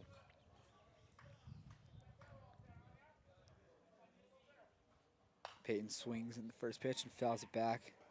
He picked up his first hit of the summer his last time up. Hopefully Peyton can build on that momentum he started last at bat, as he had a bit of a struggle yesterday, went hitless. Wonder if the Oaks are going to run anything here with runners in the corners. Be surprised considering they're down 3. Yeah, can't even think about running yourself out of an inning, especially when you're down 3, building some momentum. Dode with the RBI double, trying to cut this lead in half. There goes the runner, and he's going to be just under the tag. Forget everything we just said. Good throw gets him there. Yeah, surely.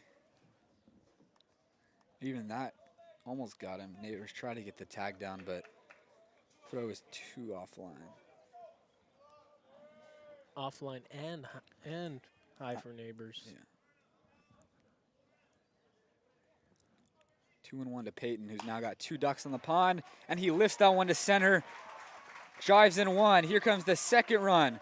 Wright's gonna score. Peyton to second. He's in there. A big 2-out, 2 RBI single from Eli Paton cuts into this Barons lead even more, and the Oaks trail by just 1. Stolen base paid off there. Oh, yeah. Good call by skipper David Solis.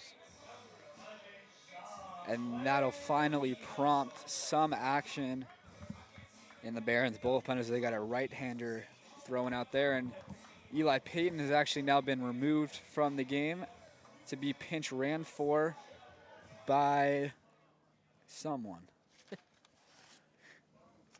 Number 2. Taylor Schultz. Taylor Schultz, starting second baseman in yesterday's ballgame. He scored a run. Also picked up an RBI and a ground ball yesterday, and he's going to be doing the running for Eli Paton, whose day is now done after a couple of knocks and now a couple of runs driven in. Brings up Sean Blandino with a tying run in scoring position.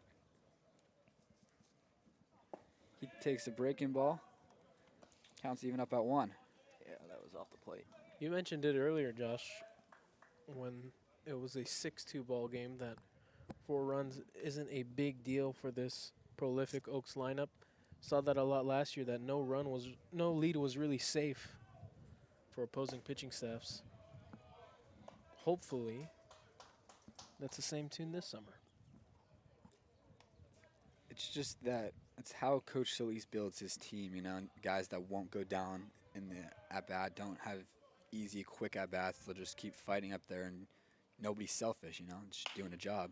Blandino rolls one over to That's first, trouble. but the pitcher's not getting over in time. Oh, no. Oh, no. And Schultz gets caught between third and home, and he's thrown out trying to get back to third base. Very heads-up play there by Hernandez at first. After realizing his pitcher, Barinci, wasn't getting over in time, and he looked immediately at third base and caught Schultz napping. But the Oaks pick up 3, cut into this deficit, and they trail 6-5 as we head to the final third of this ballgame.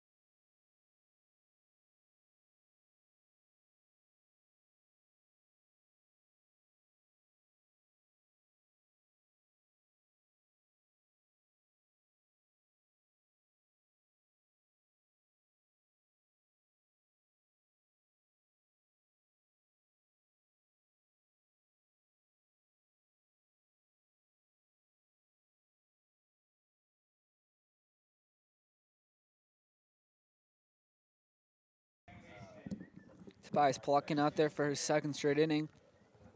And there was a bit of confusion from the Oaks as they weren't sure who was going to be going in at left field. But it looks like Taylor Schultz stays in the ballgame. And Chris Wright moves over from left field to first base. And then Taylor Schultz will remain in the ballgame in left field. Once again, the Oaks showing off the versatility with Chris Wright playing multiple positions in one game. And not only that, one outfield, one infield spot. The home run hitter, Christian Taveras, is now up. He's already behind in the count, 0-2.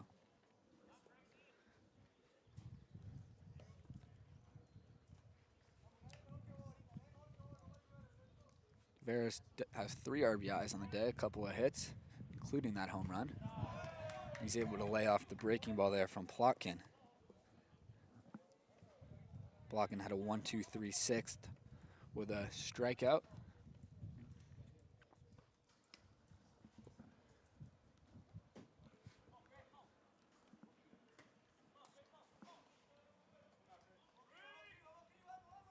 The 1-2. In on the hands and rolled over to first base. And, of course, Chris Wright in his first inning at first gets a play and makes it routinely. Plotkin showing off his range so far.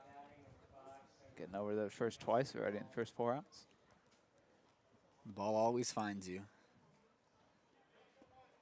Even though Wright was already in the game, it's a big transition to move from left field to first base. Gets the opportunity on the first batter. Is able to make the play. Hayward-esque. Yeah, we just found out right before first pitch today that Jason Hayward was playing first base for the Dodgers. Obviously a career outfielder. That one is hit sharply up the middle for a hit. The second hit of the ballgame for Justin Baldwin. The Barons getting some length out of their 9 spot with a couple of hits from Baldwin, their 9-hitter.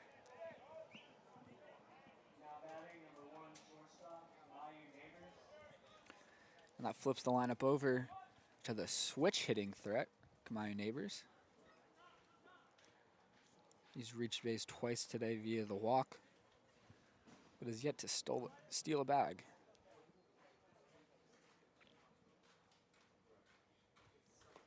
Plotkin's delivery's down.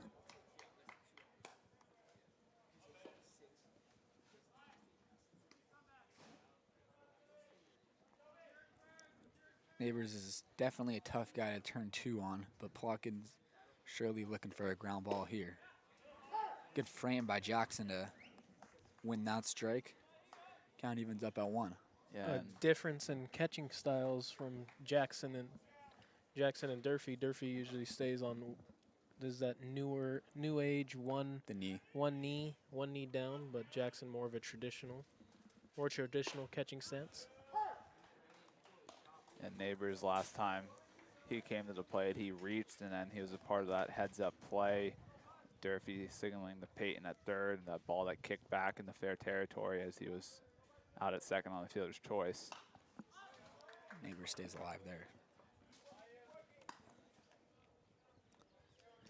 It's not a play you see often.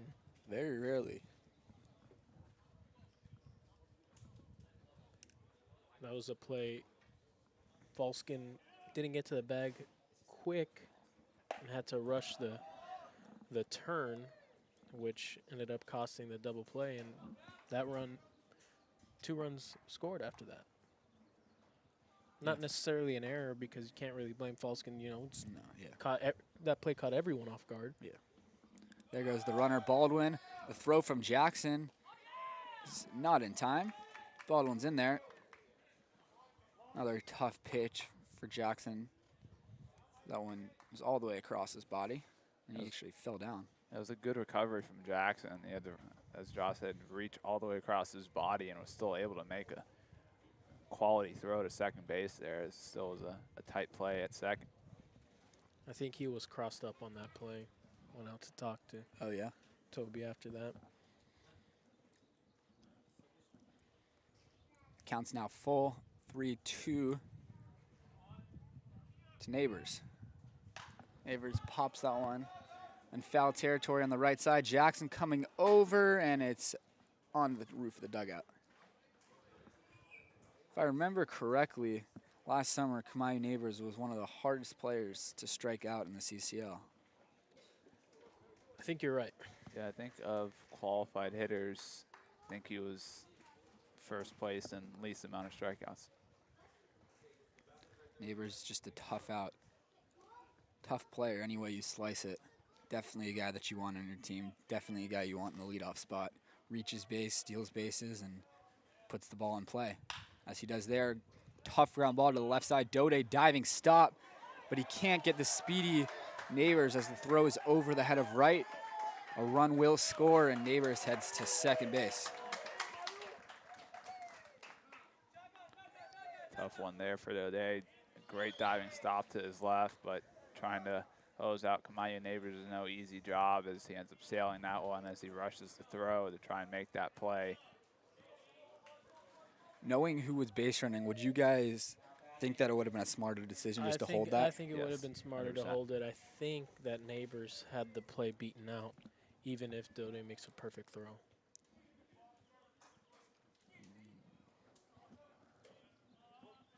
It's never easy to get Kamau Neighbors out, and he takes a walking lead. He was walking almost halfway to third base before the Oaks noticed and told Plotkin to step off. Can't blame Zach for the effort. It's a one-run ball game. Obviously, he wants to do everything he can to get an out. Tough plays. This one was cued to the mound for Plotkin. He'll toss over to first. And he's getting his PFPs in. Plotkin's had a lot to do on the mound as a fielder. So last season, Kamau Neighbors in 95 at-bats only struck out 10 times, which was the second least amount in the CCL amongst qualified hitters, just behind Santiago Pinero, who struck out only 8 times in 96 plate appearances last summer. Thank you, Austin. That one's in there for a strike from Plotkin against the dangerous Dylan Lena, who we saw leave the yard the last time he was up there.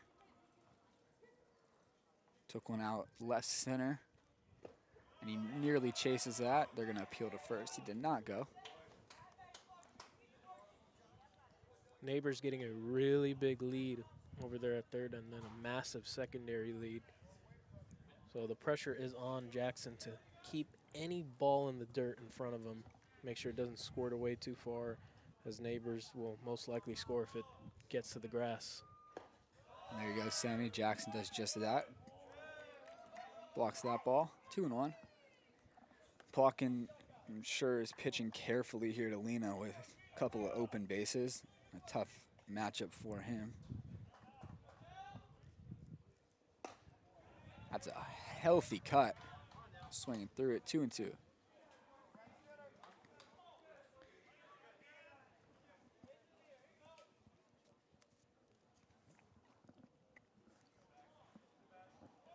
Plotkin's got Lena at 2-2. That was a breaking ball in the dirt, and he went around for strike 3. Plotkin's able to limit the damage to just 1. The Oaks trail 7-5 in this. So we head to the bottom of the 7th inning, and it'll be 9-1-2 coming up for the Oaks.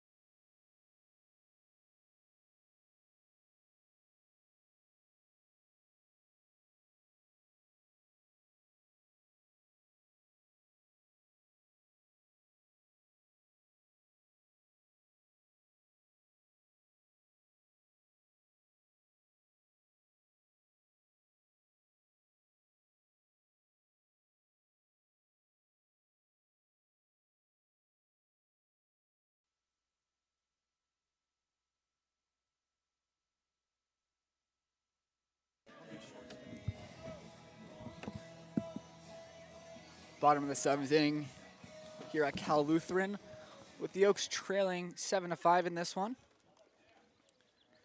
Barons have had the lead for all of this ballgame, and the Oaks have just continued to chip away.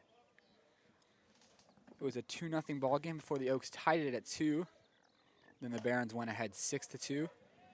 3 runs scored for the Oaks in the bottom of the 6th to make it 6-5, and the Barons just put up another in the top of the 7th frame to extend the lead to 7-5. It is now 3-0 to Carson Falsken against the new pitcher, Garrett Ninch. And Falsken takes that one for a strike at the knees, 3-1.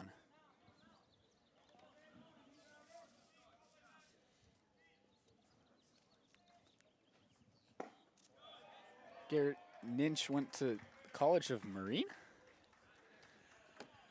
You know, I'm not going to lie to you. I don't think I've heard of that school. Yeah. Nothing a little Google search can't fix. It also looks like Ninch is a two-way player. And he's listed as a right-handed pitcher and also an outfielder. Not sure if he plays the outfield, but on the roster it says that he can. Maybe there's a typo because there's a College of Marin with no E in Maybe. Kentfield, California. Be the second confusing part. 1-0 to Austin Carrillo, who's 0 for 3 today.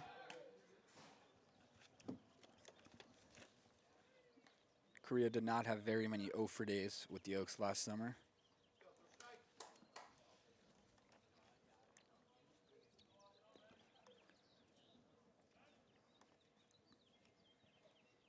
Carrillo shows bunt and gets it down beautifully down to third. Ramirez tries to bare hand and he cannot. Austin Carrillo's aboard with a bunt single, and the Oaks have first and second with nobody out. Not a bit. Flashback to last summer, Oaks utilized bunting for hitting a lot last summer. Carrillo, a big part of that, as well as Tyler Gannis. And even in this situation where Carrillo was just doing it as a sacrifice, he is able to get himself a knock because of how precisely he placed it. Perfect. Yeah. So I wonder if they're going to have Schwartzberg bunt now with first and second Dobie out. Would not surprise me one bit. Doesn't look like it would surprise the Barons either, as both their corner infielders are up on the grass. Schwartzberg looks like he's swinging away, and heck of a play there by Alonzo Zuniga to save the runners from advancing. That one bounced in the other batter's box, and Zuniga was able to pick it with ease. As the umpire yelling at the on-deck batter again. Need this guy behind the plate when Max Muncy's in the on-deck circle. Imagine Adrian Beltre. Yeah. Classic. Just drag the on-deck circle where you want to be. Yeah. Schwartzberg shows bunt there, pulls back, 2-0. There's going to be a mound visit from the first baseman, and it looks like the whole infield's going to come in, everyone but the catcher. So and there goes the catcher. An inadvertent mound visit here. First 2 men reach base safely and falls behind Schwartzberg 2-0. Nightmare scenario for the Barons, holding on to a 2-run lead. Oaks just put up a 3-spot last inning, looking to do the same here.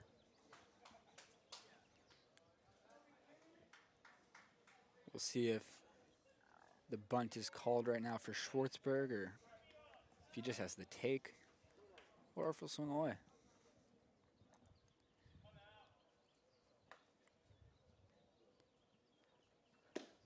He's looking to swing away there, and Schwartzberg takes a strike on the outer half of the plate. Tough one to take there. Here comes the bunt sign most likely, and it actually doesn't even look like he looked for a sign, so. Schwartzberg A hit today and a run scored as well. Takes up and in, 3-1. Not the guy you want to walk with the power hitters coming up with Max Aude in the on-deck circle. And Zach Dobyns in the hole. Dobyns, who has 1 at-bat and 1 RBI double today. And that one's hitting to center field. That's going to drop for a hit. Falsken had to wait to make sure it dropped, so he'll hold at third. Station to station they go, and the Oaks have the bases juiced with nobody out.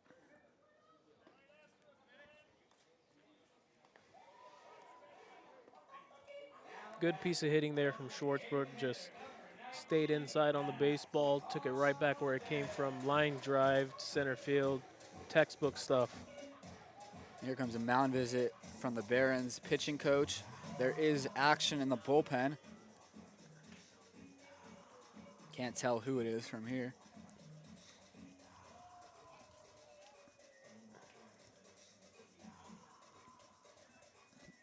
Thinking that's Harold Boyce in the bullpen warming up. There's also a lefty starting to get loose.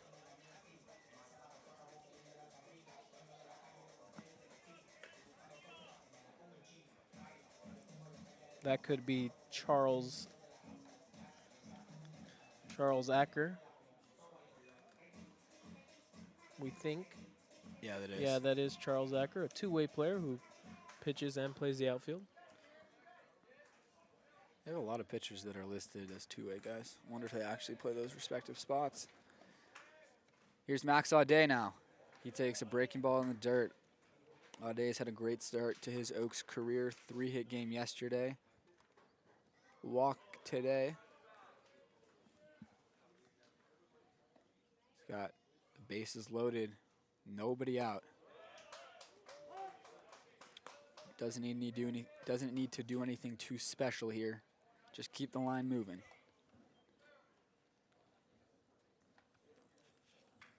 Ninja's back into the windup now with the bases loaded. And he misses in 2-1 with nowhere to put Aude. Bases loaded, nobody out. This is a situation that certainly mandatory to score at least 2 runs here. So. And Aude does it on his own. He rips one down the right field line. Scoring easily is Falsken and Carrillo. And the Oaks have tied the ball game. Every time I open my mouth.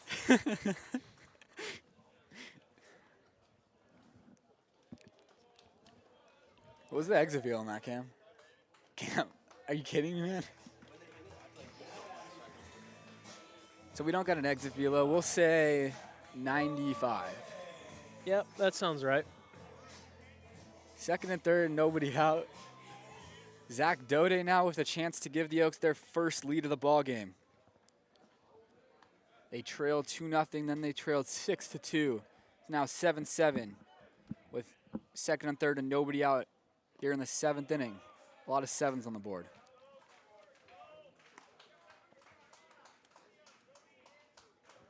Zach, huge RBI guy for the Oaks last year, so we'll see if he can keep that trend going. I believe he ended up edging I out think he was Salgado at the end first, of the year. first Yeah. in the team in RBI last year. He'll look to drive in some more here and takes a strike.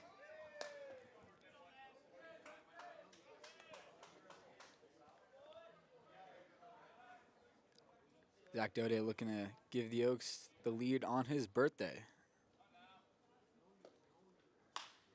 He does just that as he lifts that one out to right field. Surely that'll be deep enough to score Schwartzberg. And he's in there standing up. Zach Dobyns with a productive out. And the Oaks have taken their first lead of the ball game.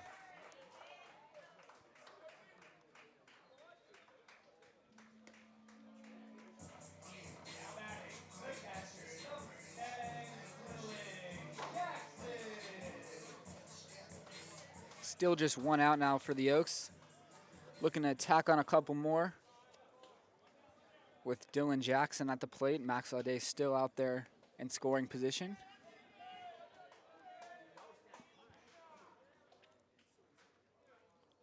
Jackson left the yard earlier in today's ballgame. Takes a healthy cut and foul tips that into the glove.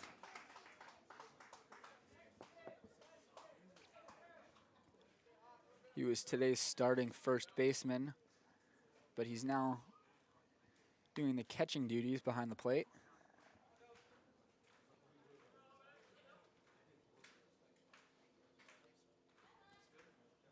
That one nearly gets him. Counts even up at 1.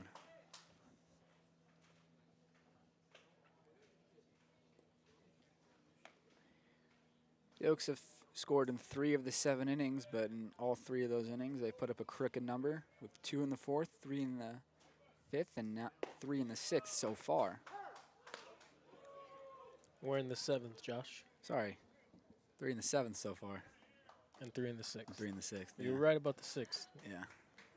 It was a goose egg in the 5th. It's all right. And after the way they started hitless through 3 2/3, they're now out hitting the Barons 9-8. That was misses out at 2-2.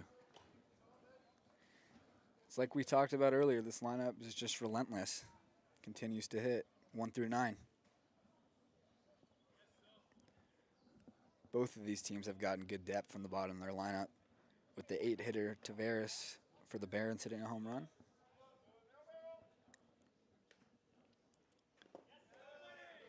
Ball in the dirt. Count runs full to Dylan Jackson.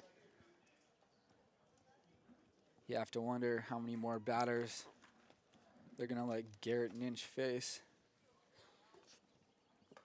Even though it's only his first inning of work. Been a lot of action on the bases, a lot of hard hit balls.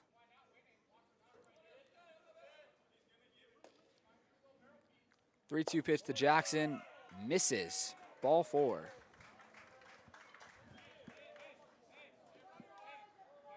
Down and inside.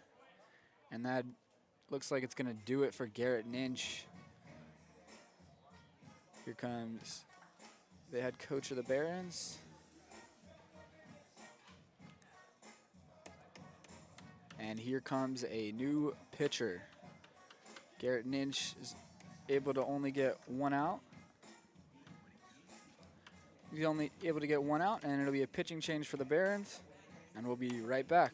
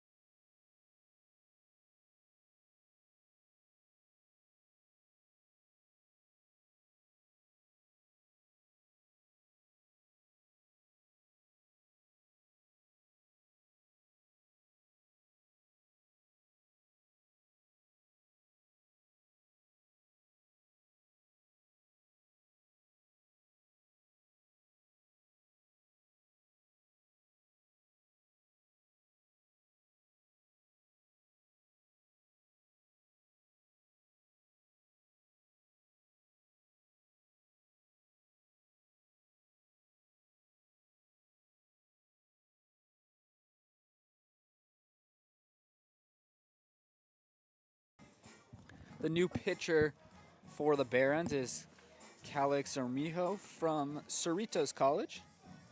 Another guy that's listed as a two-way player. Not only can he pitch, say he can also play third base as well. And he's going to face Chris Wright. He's 0 for 2 today with a walk and a run scored, also a stolen base. First and second with one away for the Oaks. Already 3 runs up on the board this inning. They lead 8-7. The bottom of the 7th, now 6 outs away from winning this ball game. Coach Solis is going to ask for a third inning of work from Plotkin. So Wright pops this one up, and the play is made by Ramirez for out number 2. And Plotkin's been sitting in that dugout for a long time. Hopefully he's been able to keep himself warm. And now for the first time today, Taylor Schultz will get a plate appearance after entering the game as a pinch runner and then going in to play left field.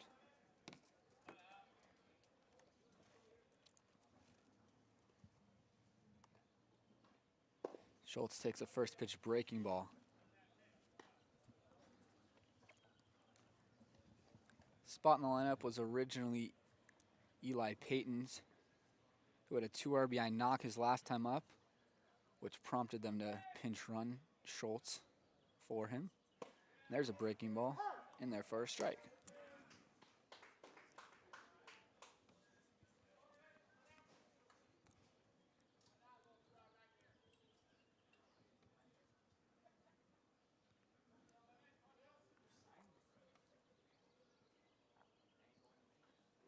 Oh. 1-1 misses in.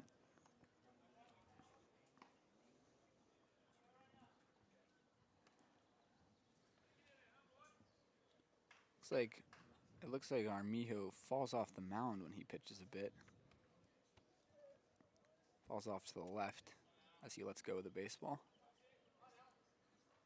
That time he didn't, so maybe it was just on accident. As that one's drifted out to right field from Schultz. And it's caught by the right fielder to end the inning. Not before the Oaks take their first lead of the ball game. A 3 spot here in the 7th to take an 8-7 lead. And we head to the 8th inning with the Oaks 6 outs away from their first CCL win of the season.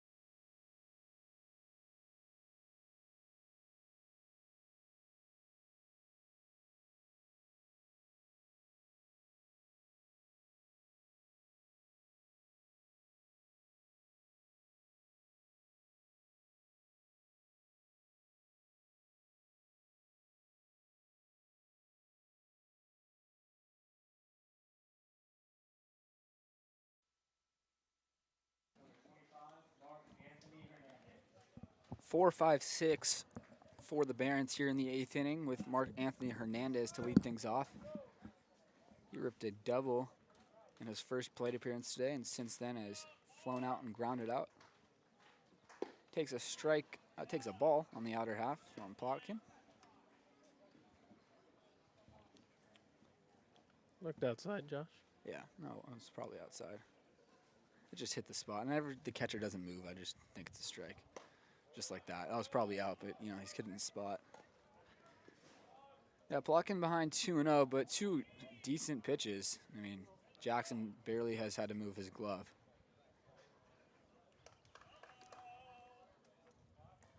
There it is again. It's almost the same spot 3 times in a row. Love Give to these umpires a lot of slack, but main thing you ask for out as an umpire is consistency, and I would say this home plate umpire has been pretty consistent I agree. today. I think he's been good today. As Charlie Adamson takes a stroll down to the bullpen. Could possibly see him attempt to close out the 9th. One of multiple guys on this pitching staff this summer are making a leap from JUCO ball to D1 ball next spring. As there he goes. Plotkin getting another strikeout. He begins the 8th the same way he ended the 7th. Mowing down Mark Anthony Hernandez this time, and it'll bring up Alonzo Zuniga.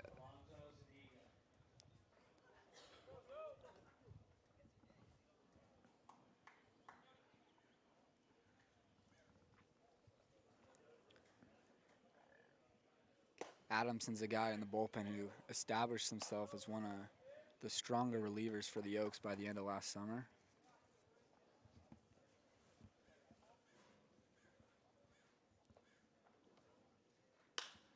Zuniga lifts one to shallow right field. It's going to be a long one for Carrillo. He slides and makes the catch.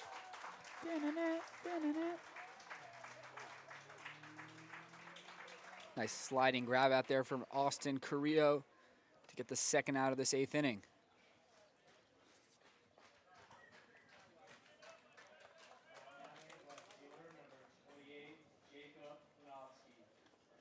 Brings up Jacob Klinowski, the left fielder, who's one of the few guys that's 0 for 3 today and hasn't reached base for the Barons.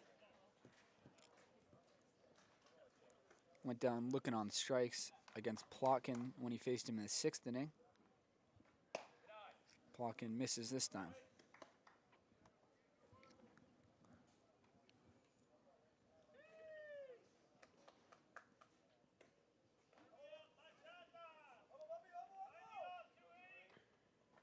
That one's grounded back to 2nd base. Might have broken a bat as Falsken makes the play on the run. Jeez.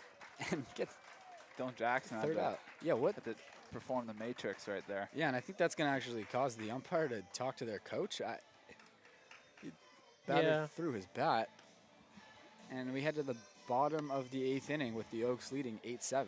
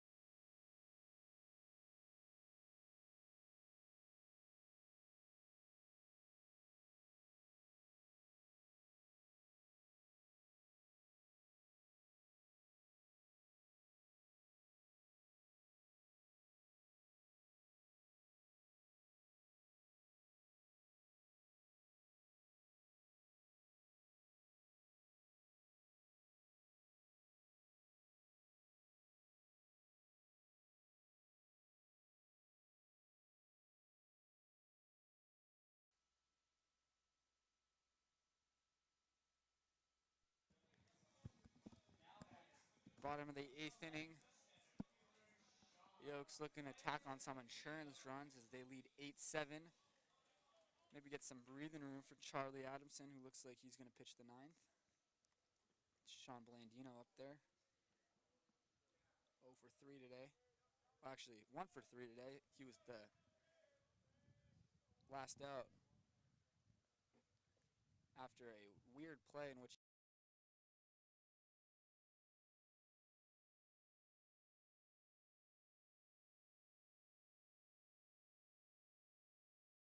it wasn't working. Blandino reached on an infield single in which Taylor Schultz tripped around third base. So they were able to throw behind Schultz and get the out, but Blandino was credited with a hit. 1 for 3 today, but he is yet to stand on first base. That's an off-speed pitch that gets Blandino out in front. Might have been a called strike anyway. 1-2.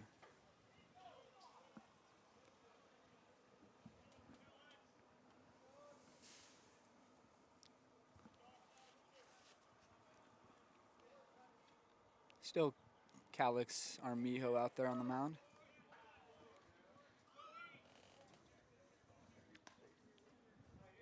About a 55-foot breaking ball right there.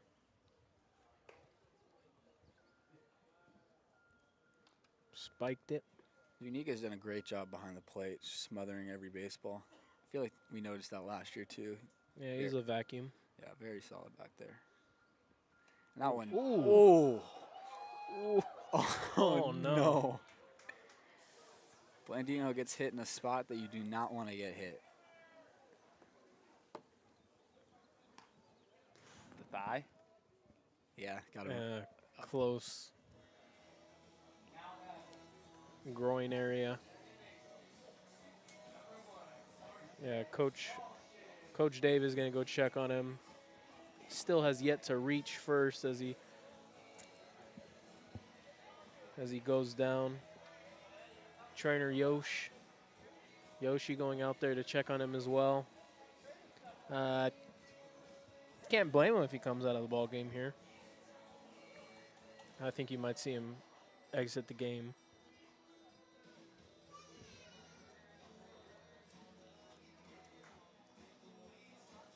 Maybe try to walk it off. Everyone seems to be laughing at his expense, which is unfortunate for Blandino. Say reaching base via the hit by pitches, getting on the hard way. I would say that's the hardest way. But he'll stay in the game, toughing it out. Tough kid. He'll probably hear about that when he gets back in the dugout, certainly after the game. That'll bring up Carson Falsken with Blandino remaining at the game.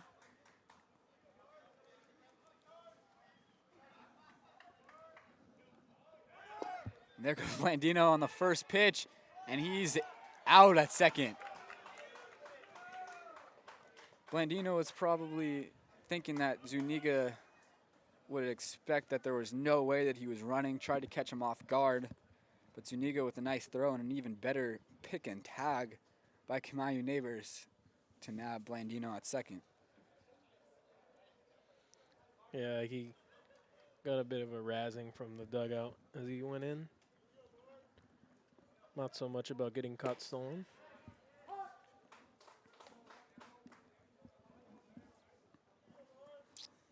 Count's even up at 1 on Falsken.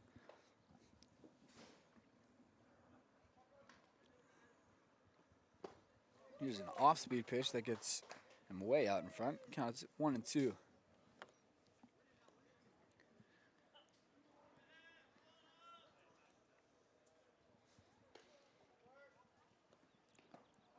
So another pitch in the dirt. Falsken looks at. Looks like a changeup.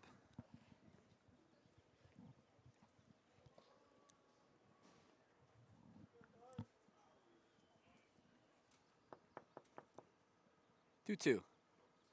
Another changeup. Over the top, swinging over the top of it is Falsken for out number 2. Not sure what the confusion was there. And that'll flip it to the top of the lineup for the 5th time today, and it'll be Austin Carrillo, who's 1 for 4 at the plate. Came around to score after his single last inning. Bunt single.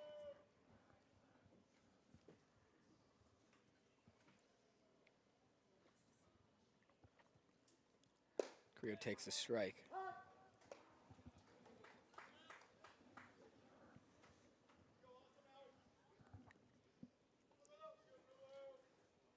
Carrillo trying to start a 2-out rally here. That one misses.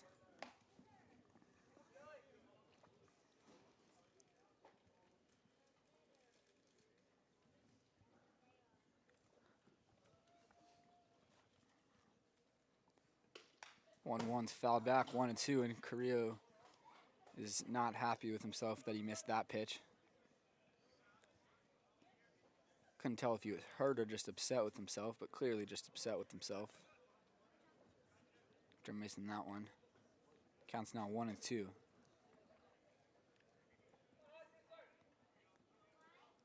That one nearly gets Carrillo. He's to just jump out of the way of that breaking ball.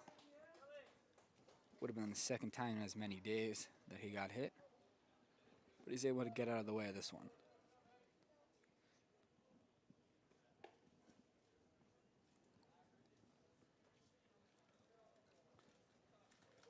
Two-two to Carrillo. Lifted out to right center. Going over there and making the catch is Aaron Greenfield. And that'll do it for the 8th inning. We head to the top of the 9th inning where Charlie Adamson will be on to pick up the save and give the Oaks their first CCL win of the year.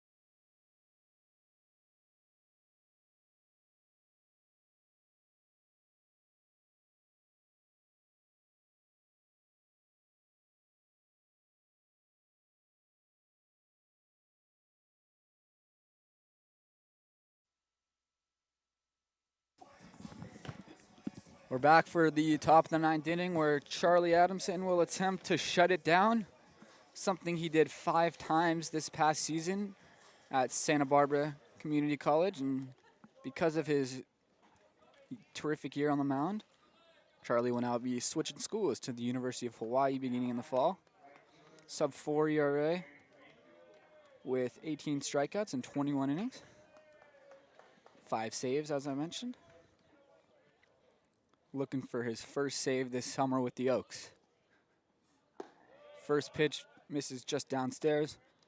1-0 to Aaron Greenfield, who's had a really nice day at the plate with a couple of knocks and a couple of runs scored. And he lifts that one out to center field right at Sean Blandino. And he makes the catch for out number 1. Exactly what you want to see out of the bullpen. The quick 2-pitch out for Charlie. Yeah, hopefully Charlie makes some quick work out of this Barons lineup. That way we can get home and get the fire going, warm up. getting cold out here. He's got 7, 8, 9 to face, and that was a called strike. Caught the inside corner. Yeah, and we'll see if Charlie ends up getting the role as closer this year for the Oaks. Obviously, that's something that's always up for the conversation coming into the summer. And that one skied a mile into the air to shallow center. Blandino's on. The Oaks are 1 out away. Don't remember off the top of my head about when it was that Andrew Lucas officially became the closer for the Oaks last summer, but obviously it's something that will be discussed these first few weeks, and obviously Charlie Adamson, the first guy to get a turn at it. Now he'll face the 9-hitter Justin Baldwin, who's already got 2 hits today. And Adamson doesn't want to see it flip over to the top and have Kamaya Neighbors get up there. 2 outs, nobody on for Justin Baldwin. 2-0.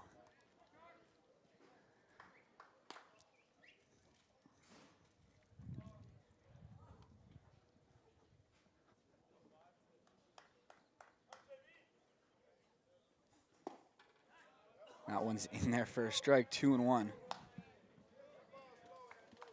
It's about like half an inch below the zone according to TrackMan, but also that obviously the zone that TrackMan provides isn't the zone for every batter, it's just an average strike zone.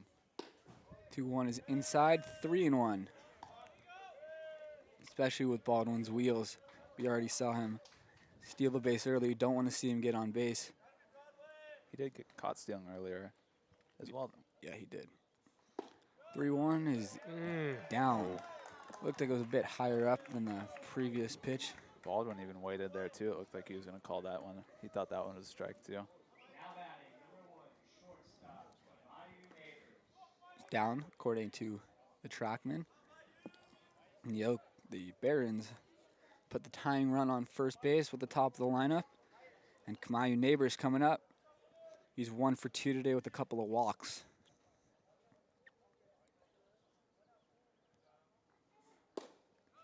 Takes a look at a first pitch strike from Adamson. This isn't a guy that strikes out a lot, so Charlie's looking for some weak contact right here from Neighbors. And he shows bunt, pulls back on a pitch in the dirt. With 2 outs in the 9th, Baldwin not getting as liberal of a lead as he did in previous innings. Staying a little closer to the bag. Still a decent-sized lead, but nowhere near what he was getting earlier in the game. Charlie comes home after a long pause, and that hits Neighbors. He made a meal of that. Give him an Academy Award on that one.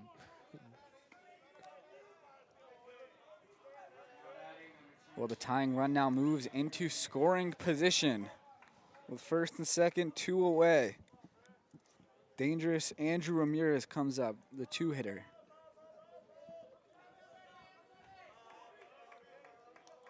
You can't stress how quick Neighbors is as well. With Wright not holding him on first, he can get as big as a lead as he wants. So a ball in the gap will most likely result in a Barons lead. So it's going to be the onus is really going to be on the outfielders to cut any ball off as quickly as possible and get the ball in as soon as possible. 1-0 from Adamson. It's fouled straight back, 1-1. Good job there from Charlie to lock in after a couple sloppy at-bats, then falling behind 1-0, but fires a strike in there.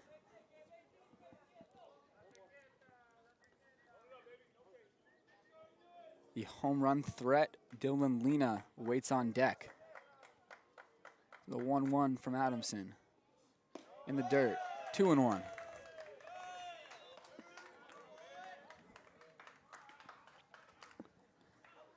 The tension is building here at Cal Lutheran. Tying run on second, go-ahead run at first. Oaks 1 out away from winning this ball game. Here's the 2-1 from Charlie Adamson. It's grounded, foul. just wide of the bag at first. Well, lucky kick there right off the edge of the infield grass. So it looked like it was going to be a perfect dribbler right over the bag, and then just kicked, just foul. A little too close for comfort for the Oaks, as the deuces are now wild. 2 balls, 2 strikes, 2 out, and 2 on. One-run ball game. For number 2. Yes, sir.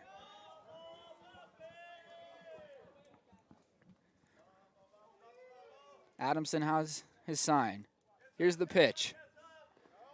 Taken in the dirt from Ramirez, and the count runs full. The runners are going on the pitch. A single potentially scores 2 with the speed of Neighbors.